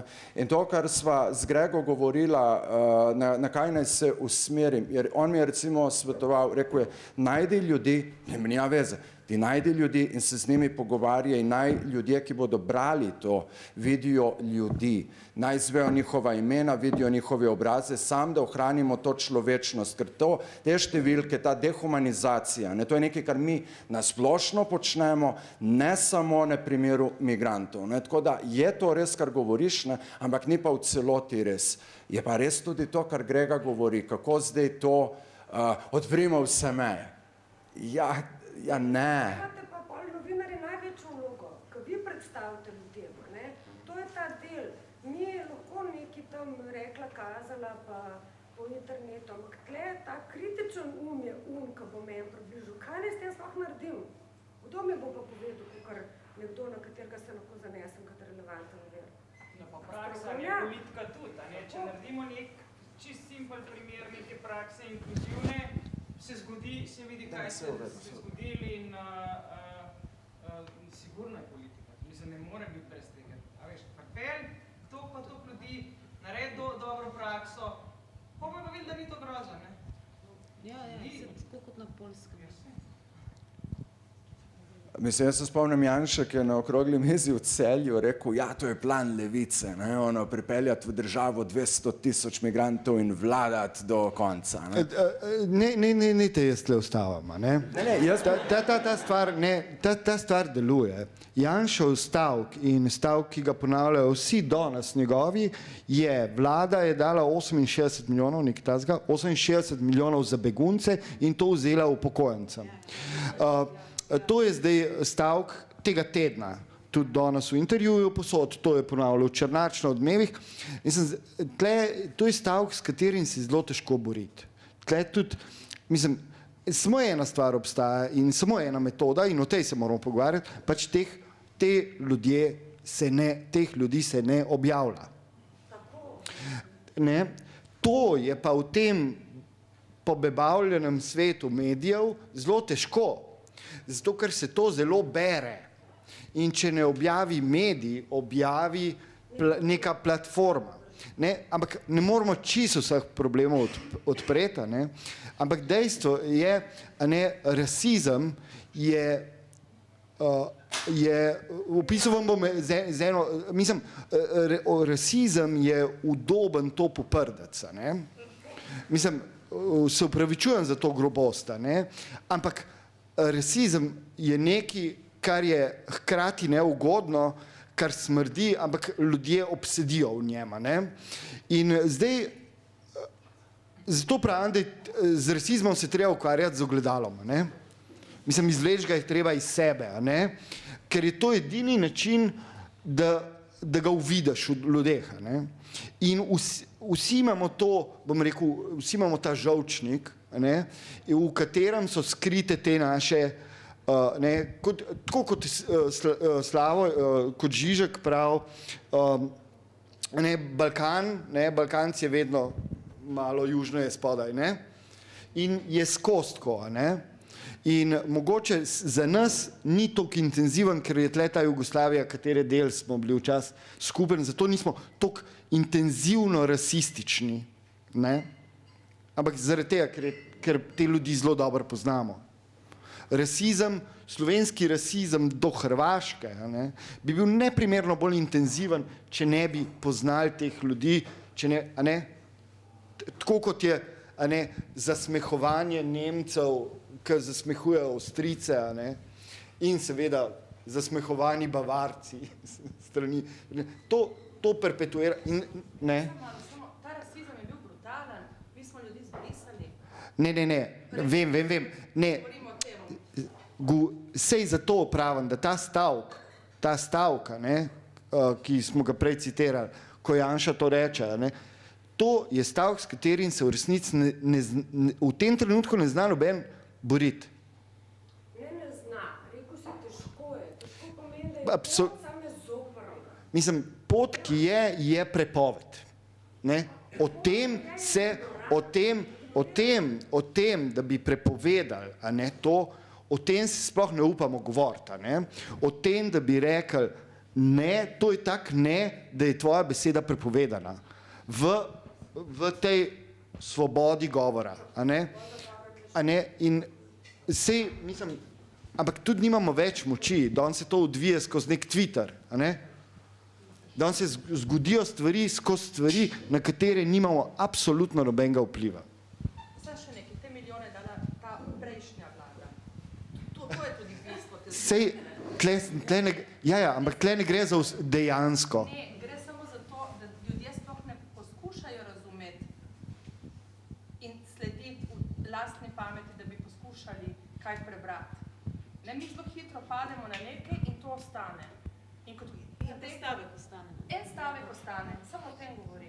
Zato, ker je, sej zato pravim, temeljni problem migracij je, da morajo biti izjemno kontrolirane, v njih mora biti izjemno veliko investirano tudi v tem smislu, da se zloži, predvsem mora biti pa blazno veliko investirano v integracijo. Vse ostalo je pot v melonizacijo in je neizogibna, ker so ta čustva dejanska so. Te strahovi so dejanski, lahko niso upravičeni, so pa dejanski in so tukaj in če to delaš tako, a ne, jaz sem doživel letos en blazen šok, ko sem se peljal skozi Nemčijo, tam sem v Aachnu iskal, veste, cenejšo bencinsko črpalko, ne, zapeljal dol z avtoceste in se znajdu v eni industrijski coni. Pol lahko vsakmu pokažem ta posnetek in se znajdu v industrijski coni, kjer so bile take tovarne, tako kot v BTC-ju, pa teh primestnih industrijskih conah, ki jih imamo tudi v Sloveniji, in okoli teh tovarn so stale na organiziranih parkiriščih bele prikolice. Bele prikolice, ki so imele noter te božične lučke. Pa ni bil Božič, bil je september. In bil je deževen dan in pa sem se ustavil tam, ne, in sem začel hoditi okoli teh prikolic in sem ugotovil, da not ljudje živijo. V Nemčiji, v Aachnu. Ne.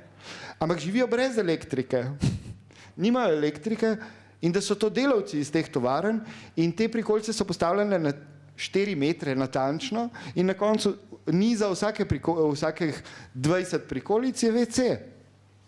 In jaz sem bil tam na severo-zahodu Nemčije, ki poka od denarja in sem nenadoma se znašel sred nečesa, kar bi bilo za slovenske razmere pošastno. A ne? Na baterije, ker so po 1 evro. Potem sem šel v bife, vprašal tam lokalno točajko, s katero so govorila isti jezik, a ne? Mislim, neko mešanco jugoslovanskih jezikov in ona mi je povedala, ja, da to dobiš v Tediju, ne? In da stane paket 5 teh kaj so, Gerlond, ne, stane 1 evro in da si s tem osvetljujejo. In noter so sedeli ljudje v dekah, vam pokažem ta posnetek pol, in pač in jedli konzerve in bile so predvsem ženske. Kje so delali, v kakšni industriji? Kakšna mesna industrija? Ne vem, tam so bile pač take lepe, urejene tovarne, že s temi usklajenimi sivimi barvami, ki jih zdaj gradijo, da izgleda bolj ekološko. Vse je bilo super lepo, tudi te prikolice, to so iz 80-ih prikolice, mehne. In to je, te kartonaste prikolice in to je to. To je Evropa, ne? Ima kdo še kakšno vprašanje? Jaz ugotavljam, da bomo kmalu 2 uri dolgi, tako da, če, kar? A ja, se sam poprasko, dobro. Aha, kar, izvoli, prosim. Lej, da veš kaj, da ne bomo komplicirali z mikrofoni, bom jaz ponovil tvoje vprašanje, mislim, ga bom povzel, ampak se slišali ga bomo vsi, ne? Imam 2 vprašanji. Prvo je glede okoljskih aktivistov, naprimer Rok Rosman, Balkan River Defense. On je zdaj proti enemu izmed referendumov. Mogoče me zanima mnenje od vas, drugo vprašanje pa mogoče, malo me tako zanima, nekaj bi tudi časno, ampak malo zamiren Gregorju, ker naprimer Nova 24, ona tako prekleto dobro perijo možgani. In se mi zdi tak enostaven jezik, ko se pa pogovarjam, ena znanka mi je govorila, ja, poglej, mladi nimajo za stanovanje, plače so premehne in zato so krivi pa komunisti. In ona navede pa kdo vam laže, a ne Nova 24. In imajo preprost jezik, tudi ljudje, ker mogoče niso najbolj izobraženi, tudi to razumejo. Se mi zdi mladina, kakor se jaz pogovarjam s ljudmi, ima pa precej bolj zapleten jezik, težko je razumeti, težko je povezati vse skupaj. Nekako bi rad vprašal, kako se lahko to nekako poenostavlja. Imam odgovor. Z denarjem. Zelo preprosto je. Jaz vam bom povedal en primer. Recimo časopis Ljubljana ima skupaj subvencije toliko kot 4 največji dnevniki v državi. O tem govorimo, ne? To je časopis, ki pa je spodoben, pač mestni časopis, meni je čisto všeč, zanimiv, ampak to so problemi, a ne? V resnici mediji so umirajoča panoga, to je pač počasno umiranje in to Nova 24 je pa propagandni kanal evropske desnice. Skrajne desnice, financiran z tudi kapitalsko podložen, ne vemo, od kje v resnici ta denar prihaja, verjeten je povezan z pač izvorom tega. Sam meni se zdi, da je narobe, da zdaj jih krivimo, da so oni tako dobri, jaz bi rad tebe krivil, da ti nisi tako dobar, da ne znaš proti možganu. Ja, okej. Prav imaš. Kriv sem.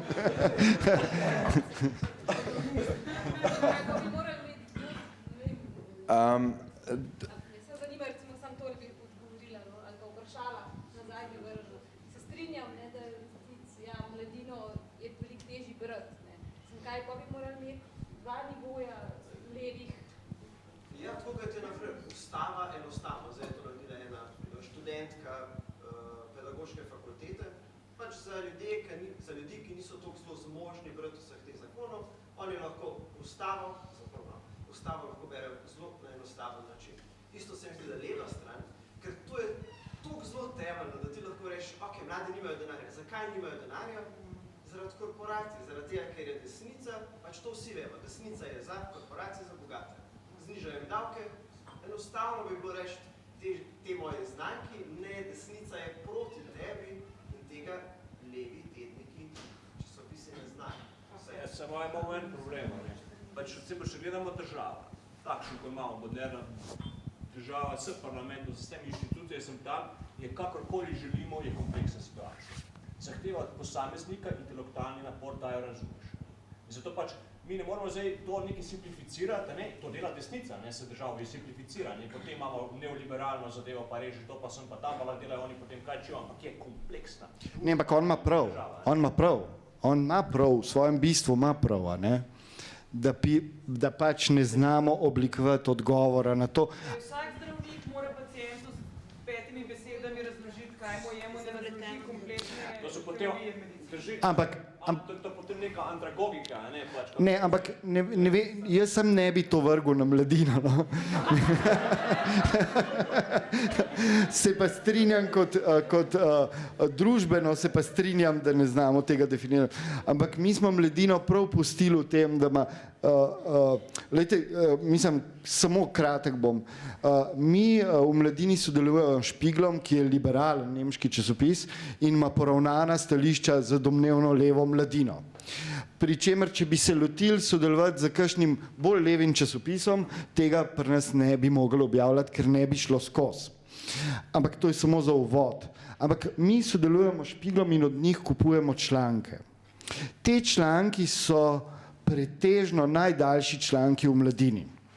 Pričemer je ves čas očitek Mladini, da ima predolge članke, prekompleksne, ampak v resnici primerjalno z recimo nemškimi časopisi je celoten slovenski trg izjemno poenostavljen medijski. Članki so grozljivo enostavni, tudi televizijsko poročanje je katastrofalno. Mislim, katastrofalno v tem smislu, da si sposoben na nemških televizijah gledati dolge, kompleksne, okrogle mize o posameznem finančnem inštrumentu, a ne, o zelo kompleksnih stvareh, tega pa pri nas ni. Jezik, celoten medijski je noro poenostavljen in mi moramo ves čas braniti to pozicijo, da imamo blazno dolge članke. Mi imamo najdaljše članke, daljše kot jih ima Sobotna priloga, noben nima toliko dolgih člankov kot mi, ampak to je zavestna odločitev, da pač mi bomo ta košček sveta. Ja, zato, ker želite predstaviti kompleksno stvar najbolj enostavnejše, ampak bolj enostavno pa ne gre. Ne, ja, sej, ampak že mi moramo poenostavljati, že jaz recimo vsakič, ko dobim prevod članka iz Špigla, ga skrajšam za 1/3. Ga skrajšam za 1/3. Dobro, moram pometati nemške stvari ven, ampak skrajšam ga zato, ker ni možno na tem trgu več ponujati toliko dolgih tekstov.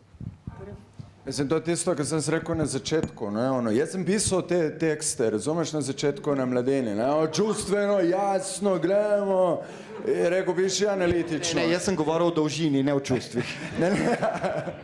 Ne, ampak, veš kaj, ful ti hvala, ker si mi za moje zadnje besede, to ne pomeni zdaj, da je konec debate, naj se ta nadaljuje naprej, ampak bi rad nekaj povedal, kar sem na začetku vendarle pozabil povedati, ne zato, ker me utrema, ampak ker sem res utrujen. Glej, veš kaj, jaz kot novinar, ne veš ono, ko sem govoril o novinarstvu kot nekem živem organizmu in tako naprej, veš, velikokrat recimo zaradi vseh teh družbenih omrežij, zaradi vseh teh mnenj, stališč, brez neke podlage, brez neke osnove, ne, velikokrat si ti kot novinar soočen, da jaz nekomu rečem, ok, jaz sem to prebral v nekem članku, Spiegel, Zeit, Guardian in tako dalje. In pol dobiš to vprašanje nazaj, kako pa ti veš, da je to res? Veš, zakaj vem, da je to res? Zaradi tega, ker vem, kako poteka novinarsko delo, preiskovalno delo, ker vem, kako poteka resna uredniška politika v nekem resnem mediju. Ne, to je ta stvar. In jaz sem ugotovil, da, ampak to res ne na primerih 1, 2, 3 pogovorih, ki bi mene tako iztirili, ampak opažam, da je tega vedno več. Tudi pri nas in to je nekaj, kar me bolj skrbi kot jezi. In sicer ta vprašanja, ja, kako pa ti veš, da je to res? Dal en zelo bizaren primer nedavno, dajem ga zato, ker je bil nedavno, ne zato, ker bi bil bolj bizaren od drugih bolj bizarnih primerov. Spoznal sem neko osebo, bil sem ji predstavljen, in ta oseba me je vprašala, čakaj, a ti si bil v Harkivu, ne? Ta oseba je proruska, ampak to ni pomembno, pazi, kaj je sledilo pol. Jaz sem rekel, ja, sem bil v Harkivu, ne? Kakšna je situacija v Harkivu? Zdaj, nepredstavljiva, Rusi bombardirajo mesto s temi vodenimi raketami, to so te cruise missiles, ki brišejo cele bloke. Ne? In pol mi je ta oseba rekla, ja kako pa ti veš, da so to ruske rakete? Až mi pridemo do te stvari, ko moramo mi razlagati ono stvari, lahko poenostavljeno, lahko kompleksno, ampak mi dobivamo nazaj, kako pa ti veš, da je to res, kako pa ti veš, da je ne vem kaj. Ne? Veš, kaj je to? Jaz razmišljam o teh stvareh, brez da bi komurkoli karkoli zameril, ampak jaz opažam, da je to eden od produktov teh družbenih omrežij in sicer to je izgovor za lenobo. To je resnično izgovor za lenobo, ker se ljudem ne da brati. Jaz pišem, pa to ne cilja nate, ampak recimo, glej, moji članki so malo daljši, jaz rad notri navajam knjige, ki sem jih prebral za določen članek. Knjige dajem notri, ne zato, da se bo to lepo zgledalo in ne vem kaj, ampak zaradi tega, da dam neko priporočilo ljudem, kaj naj berejo, če jih neka določena tema zanima, ker sem bil to dostikrat vprašan na recimo tovrstnih večerih, dogodkih. Ne? Treba je brati, treba se je zanimati za dogajanja v svetu. Mi ne moremo poenostavljati stvari. Ne moremo. Prosim, kar. Na koncu koncev je cilj to, kako kdo voli. In če je tvoj argument, ja, ne moramo poenostavljati, nekdo je len, ja, nekdo je len. Zato je pa treba ga vsem prepričati, da bo volil tako, kot je treba. Se absolutno strinjam, absolutno. Samo to ni vprašanje za novinarje. To je vprašanje, novinarji so ena stran. To je vprašanje za PR-ovca oziroma za propagandista. On mora tega človeka prepričati, da ne PR pošlje novinar in novinar pa objav. Ne, to je lengvo. Lahko sam bi najprej dal njej, ker je prva dvignila roko pravzaprav. A ja, pa Primož. Ok, kar izvoli. Jaz bi sam nekaj rada povedala, mami zdaj ne nerodila, ampak moram. Jaz sem v ekipi, ki bo mogla prvega spraviti življenje zakon o dolgotrajni oskrbi. To je pač velika ekipa ljudi, ki se trudi, da bomo naredili nekaj, ki je neuresničljivo, ker zakon je tako slabo napisan, da se ga ne da narediti. Pač vse to ta strk, ker prvega bo še ta strkano. In imam sodelavce, ki so v tej ekipi, ki se zavedamo, kako narobe so stvari, ki grejo in bojo proti glasovali.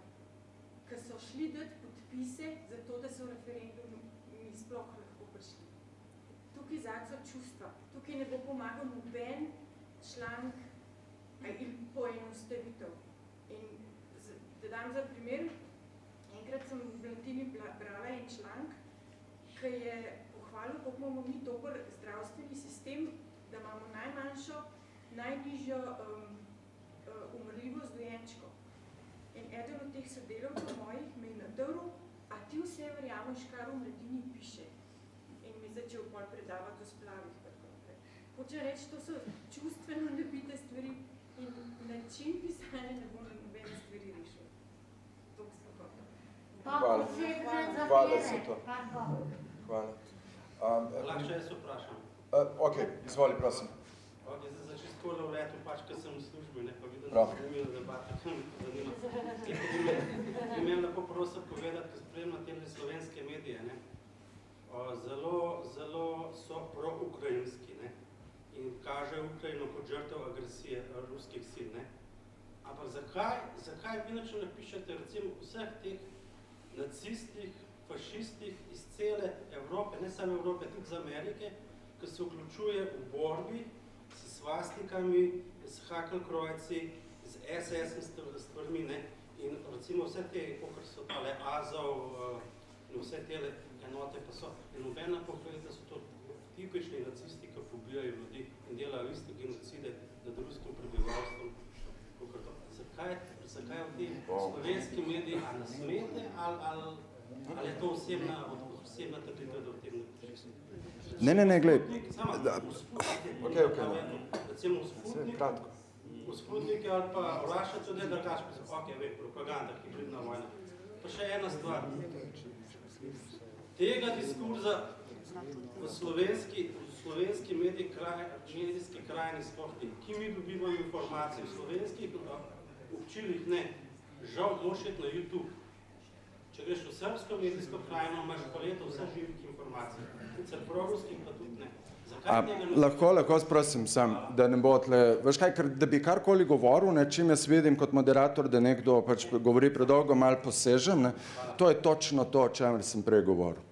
Hvala za ta primer. Zdaj tako, ne, jaz grem čez 2 tedna ali pa 2 tedna in pol ponovno v Ukrajino, že 4. letos in peljem tja pomoč, grem globoko na vzhod, grem do Harkiva, grem tudi v Mikolajev, grem v Herson.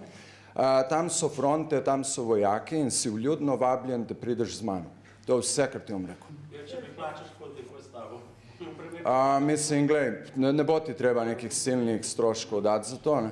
Pa da vidimo, kje bomo prišteli mi te neonaciste in ne vem kaj, lej, ne govoriti, če nisi bil tam, če ne veš in tako naprej, razumeš, res ne. Je pa res, da ta debata današnja, ker vem, da včasih se lahko pol te stvari grejo hitro v neko drugo pot, debata danes ni namenjena prav temu, ampak ti obljubim, ena od naslednjih bo, ne, zaradi tega, ker je meni pomembno, da jaz govorim o razmerah v Ukrajini, pa tudi z vidika geopolitike, pa kaj se tam dogaja, pa tako dalje, ne, pa kaj pravzaprav, kdo pravzaprav hodi v Ukrajino in tako naprej.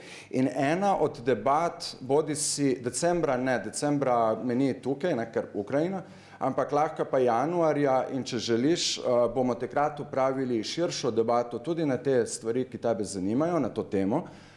Ne bi pa zdaj res spodkopaval druge debate, ki je bila tukaj. Veš, noben tle ni zdaj govoril o Ukrajini, pa mediji proukrajinski, ipak iščemo tukaj vprašanja na neke druge odgovore. Ne pravim, da tvoje trditve oziroma pomisleki niso legitimni, jaz bi jih sam prešparil za 2 meseca. Vojna še vedno bo. Okay. Se opravičujem, Primož, zdaj pa prosim. Kar, izvolim. Ne, mogoče sam apropo tem razmisleku, kako komunicira levica, kako komunicira levi pol in kako ne, oziroma katero to komunikacijsko polje zaseda, ali pa katerega ne zaseda, pa potem poseže ta nek preprost jezik desnega populizma.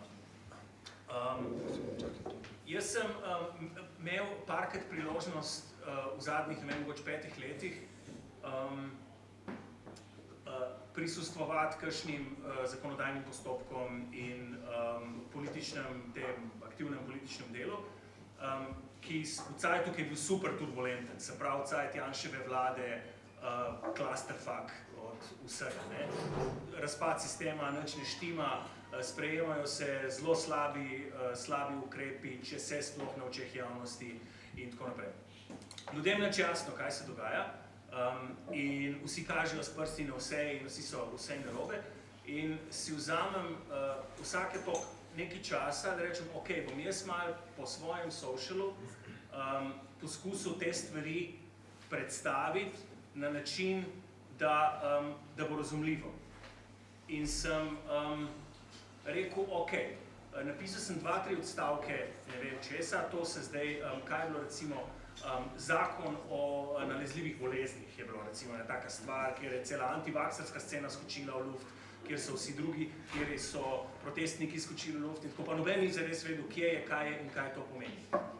In sem rekel, ok, tole pomeni to, sprejel se bo tako pa tako, tole je postopek in sem dal za prebrati svoji hčerki iz 6. razreda osnovne šole in sem rekel, a ti štekaš, kaj sem jaz hotel povedati. Resnično sem hotel problematiko in način in jezik približati nekomu, ki ni doma v politiki, pa se ga bo do ti ukrepi dotakli. In rekla, ne, nimam pojma. In sem se usedel spet za pol ure, sem pometel ven vse, kar sem mislil, da je tumač za njo, ki sem 2-3 šla ta ping-pong in ki je na koncu razumela, kaj sem jaz točno hotel povedati, sem rekel, ok, to bo šlo v objavo, to bom dal ven. In meni je bilo bedno, meni je bilo pod mojim nivojem, ker sem verjel, da bi lahko to lepš povedal ali pa boljš povedal, bolj, oprostite, ne ciljam na nikogar bolj FDV-jevsko.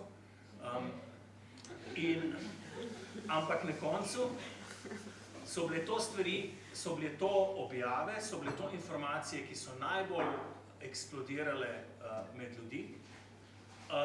In to so bile objave, kjer sem napisal, ok, Janša hoče to in to, opozicija, torej tisti, ki nasprotujejo vladi Janeza Janše, dotle sem šel.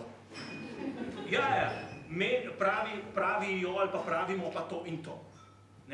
In se pravi, razlagal sem pojme, kot so koalicija, opozicija, razlika med vlado in parlamentom, kaj dela minister, kaj dela župan. In te mogoče stvari, ki so nam smešne, ampak Slovenci, jaz ocenjujem, da smo brutalno politično nepismeni. In jaz mislim, pa to je tudi samo kritika, to je ta špegel, tako kot Grega pravi, da se v rasizmu moramo gledati v špegel. Jaz mislim, da se v tem političnem aktivizmu moramo prav tako gledati v špegel. In si priznati, da politična levica tukaj nima te samorefleksije, koliko, jaz sem iz Trbovelj in v Trbovljah temu rečemo, hochštaplerska je v svoji komunikaciji. Pa to ni kritika mladini, jaz sem reden bralec in mi bil zadnji vodnik, še posebej v redu. Ne, ampak cela družbena in politično polje, levo polje. Jaz mislim, da tle moramo čist na tej načelni ravni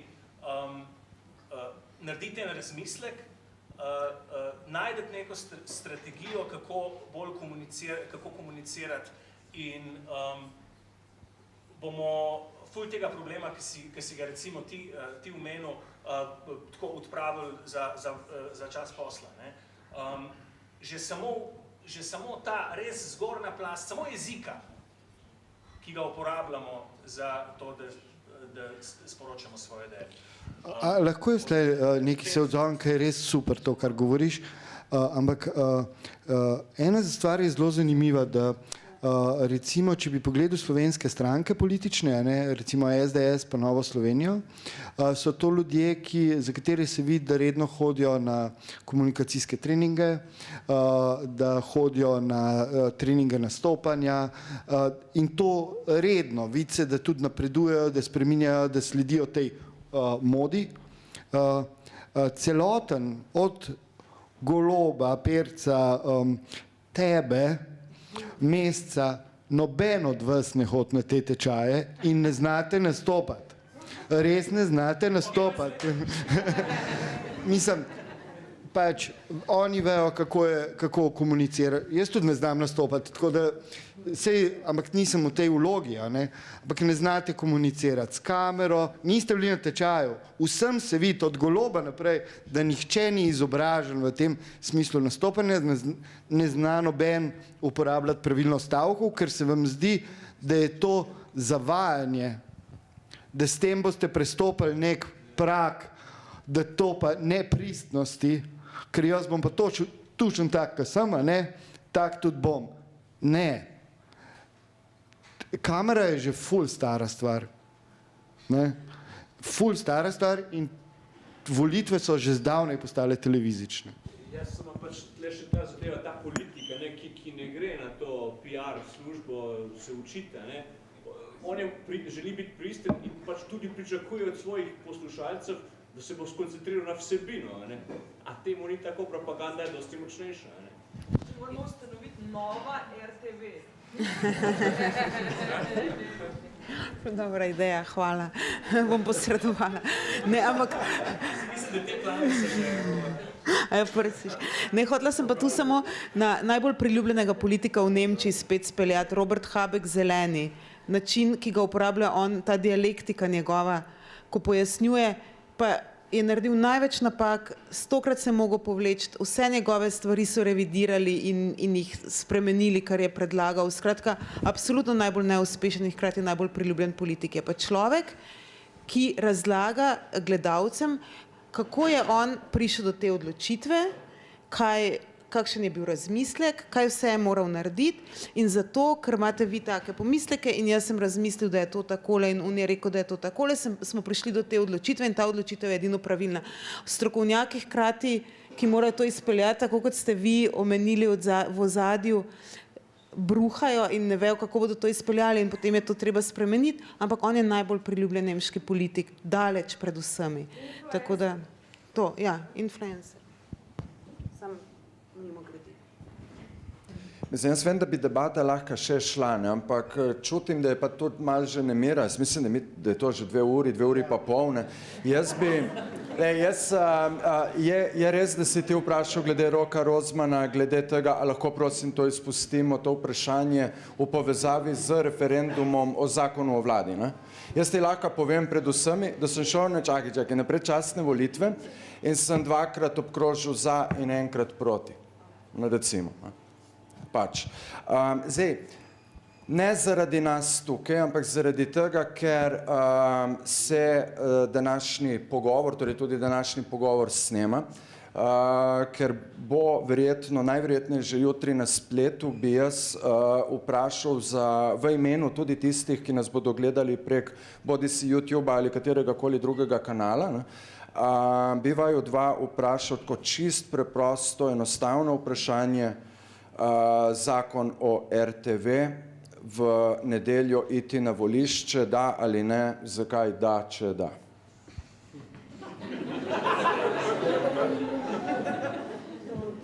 Okay. Preprosto. Torej, tako. Torej, v zadnjem času se pač vidi, kako je, ko ideologija prevlada nad stroko, torej nad ko obveščanje javnosti ni poglavitnega pomena in pač, a sem prekomplicirana? Skratka, zato, da bo boljši program, je treba iti na volitve in zato, da politika ne bo več stegovala rok, zato, ker ne delamo si tvar, ni prejšnja vlada, tudi sedanja vlada in tudi prihodnja vlada bo imela iste namene. Ta garnitura, ki je zdaj samo tako pravilno nesposobna, da je to prišlo bolj do izraza, v prihodnje bo to storjeno bistveno bolj prefinjeno. In to je treba ustaviti. Ta zakon ni dober, je pa prvi korak k temu, da ga izboljšamo in da postane medij bolj profesionalen spet, ali pa da ima sploh možnost, da je profesionalen in služi javnosti in vsemu, o čemer smo govorili. Zato, ker nas je jebeno več. Zato, ker nas je jebeno več. Ampak jaz bi sem rad, da lahko spet v miru kritiziramo televizijo. Ne? Tisto, kar je, zakaj je ta zakon vreden podpore, je zato, ker je pač bil civilni družbi v resnici in tle mislim na pravno mrežo za demokracijo, je pač ratal izkoristiti to, da so se te 3 koalicijske stranke današnje toliko obvezale pred volitvami, da se jim je dal uturiti ta zakon. Jaz sem prepričan, da danes, če bi danes probal kdorkoli poturiti to ureditev, tej vladi, tej koaliciji, je niti ena od teh strank, že tako so malo znivelirali to, ampak to se je dal takrat poriniti in zdaj to imamo. In dal se je poriniti zato, ker so to obljubljali pred volitvami, da bojo to sprejeli. A ne? Danes bi že bolj politično pa razmislekom delovali in v resnici je prvič se zgodilo, da dobesedno mogoče lahko dobimo javnost, a ne, RTV v svoje roke. Ne vemo, koliko časa bo trajalo. Zato sem jaz za. Bravo.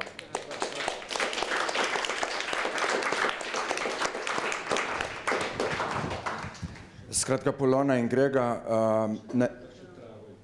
se obrečujem, sem mislil, da je še neko vprašanje oziroma komentar. Najlepša vama hvala, ker ste si vzela čas, imeli smo odlično debato, res hvala vama od srca, hvala vsem, ki ste prišli in se vidimo ponovno v januarju. Hvala vam.